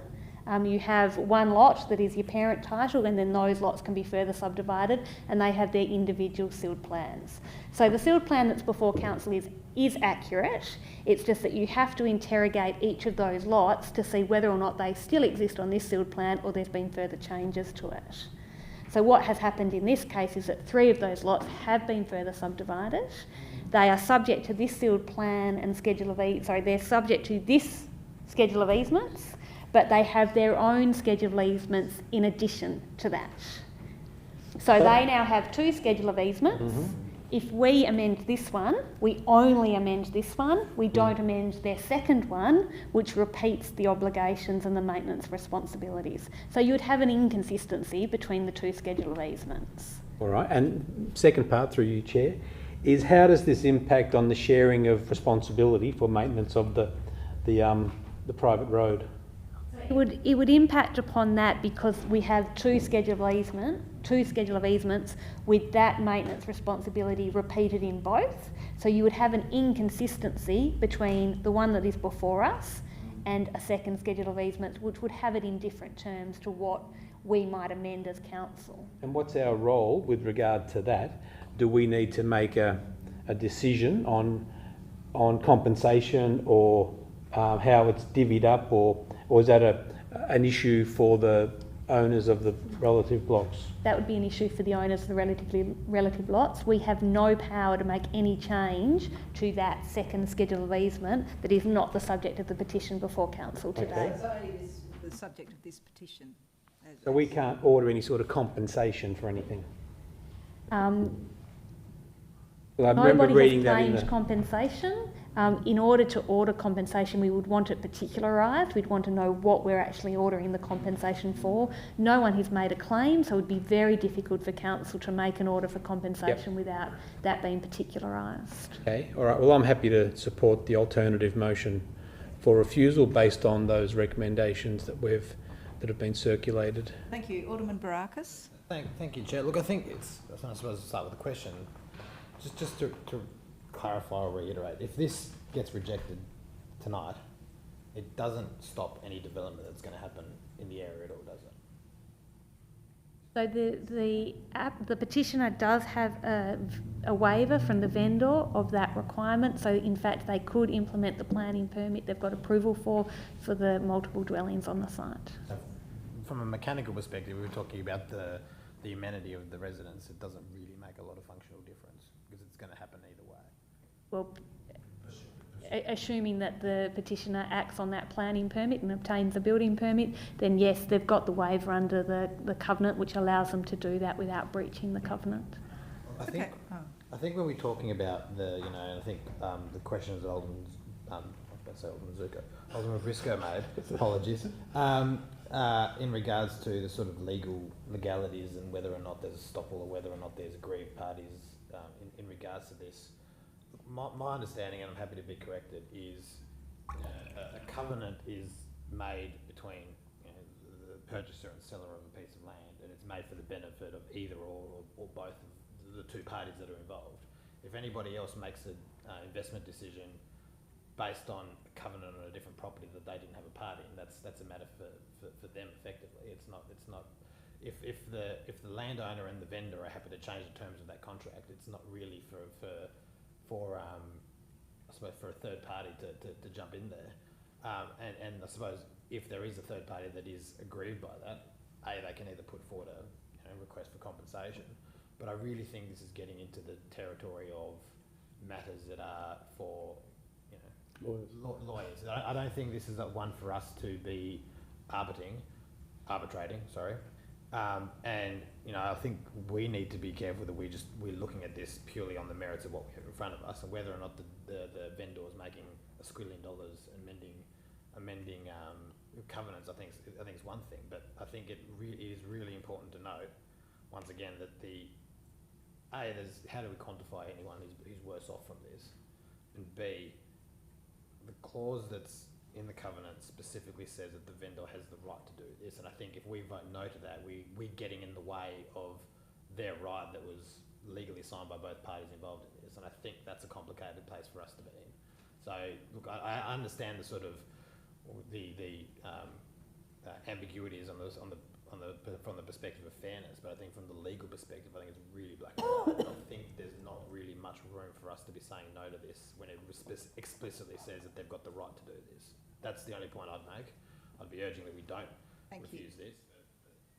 Okay, thank you. Yeah, well, I think that's what we're here to do. It's an unusual situation, but we're here to make a decision, and we have three choices to make, and certainly that's we have these options, and we've had something moved. Councillor Coates, and then I'll finish up. Yeah. Look, I've got a question about the process. And look, when I read the original report, and obviously hearing from the applicant's lawyer last time, I walked away with the understanding that they're very firmly the view that they've got the legal right to proceed without this, but it would be tidier if this process went through for their sake, and I presume there's some value attached to that. And options really were approve, deny. If we deny it in a practical sense, doesn't change anything, or approve but apportion some costs. In some ways that might be, it's very difficult to know because no one asked for any, but if they haven't asked, does that mean that it's impossible for us to do that? As in award compensation? We can award compensation, that is a right under legislation, but again, we would have to make sure that it's correctly quantified and particularised. And the provision of the legislation is that, and if you just bear with me to find it. I guess what I'm getting at is, even if we refuse this, that might not be the optimal outcome, where potentially, clearly there's a value in the applicant in going down this process. I don't know what it costs to maintain a road, but even if the costs were what it would be for a year or something, divide up, you'd want it to be, it's a difficult one, but I guess, the legislation provides that we can require as a condition of making an amendment that any person who benefits the amendment is to make compensation in money or land to a person who is injured by it. So in order to award compensation, we would need to quantify what the injury is that is suffered by the objectors and any other person who might not be a party to the hearing. So we'd need to quantify what that injury is and work out what is the fair amount to compensate them for it. As I said in the past, and including this one, we've asked for them to quantify if they've got a claim for compensation so that they can tell us how they think they're injured and what amount of money would make up for that, and we haven't received any claim.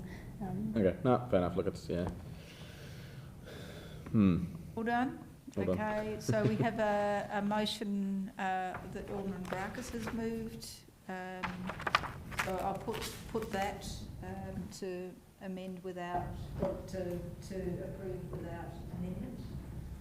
Is that right? So, yes. Yep. So those in favour? Aye. Those against? No. Show of hands. Against? Those against? Lost 2 to 4. Now I go to Alderman Briscoe's motion. Nothing needs to be said. It's Just part a A. refusal. Oh, so, yeah, it's already been said. Okay, thank you. Those in favour? Aye. Aye. Those against? Show of hands. Those in favour? Those against? 5-1. Motion's carried. Five votes to 1. Why not indeed? Okay, now we go to Amendment PSA 18266 Summerhill Road. Consideration of representation. Motion, please. Any motion? Is it?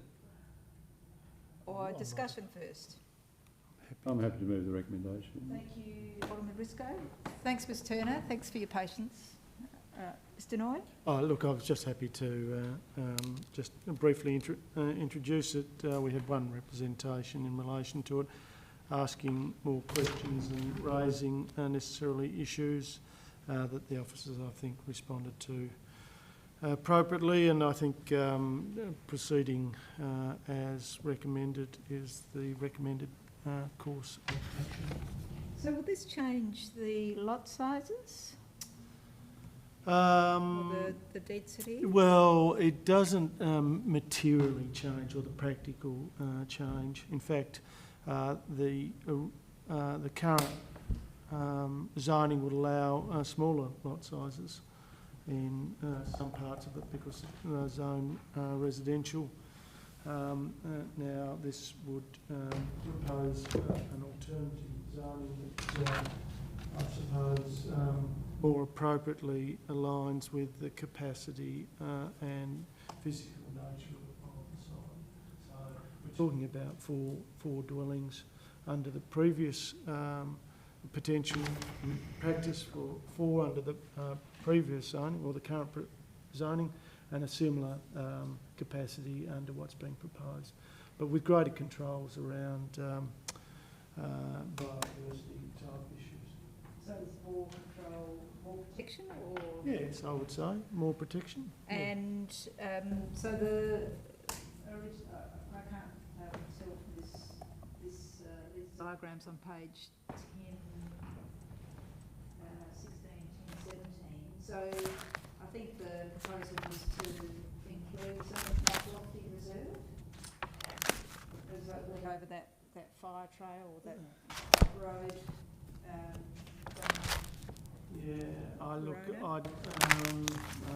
I'd need to take that one. We'll go back to the original report because it had all the relevant zoning. So I'd take that one. Okay, yes, it'd be good to have that before we go into the council meeting. Information, thank you. Okay, so Alderman Briscoe has moved this. I'll put the motion. Those in favour? Those against? Items carried. 8.4 is building and planning stats, 1st of November to 30th November. Has that received your motion, please? Thank you, Councillor Dutta. Any discussion? No discussion? I'll put that. Those in favour? Those against? Items carried. Item 8.5 is delegated decisions. Can I have somebody move that? So Councillor Dutta, thanks. Any discussion? No discussion. I'll put that. Those in favour? Those against? Items carried. 8.6 is city planning advertising reports. Bailey, is there anything of note there? There are a couple of items of note. 2, Castro Esplanade is back on the list. Just so elected members understand, this is for the same built form which the tribunal has accepted is appropriate in that location, but they have applied for a different use. They've applied for residential use rather than visitor accommodation. The other item is 52 Melville Street, which is an application made on behalf of the Hill Street Grocer? Sorry, Church. To redevelop an existing venue for their services. So that's a significant development there. That's just to you, Director? It's not coming up to council? Well, it has already received 4 representations, so that would normally go to committee. So there will need to be some sort of either an extension of time or a special meeting. They should take over the empty church alongside it. We've got 20 parishioners. The Korean one. Well, the Wesley Church probably doesn't want to do that, do they? Okay, so it's been received and noted? Yep. Those in favour, those against, items carried. Item 9 is, we've done that. So item 10, which is questions without notice. Any questions without notice? Nope. Nothing that comes to mind. Move that we move into close. Alderman Barakis. Close the open, open the close. Those in favour?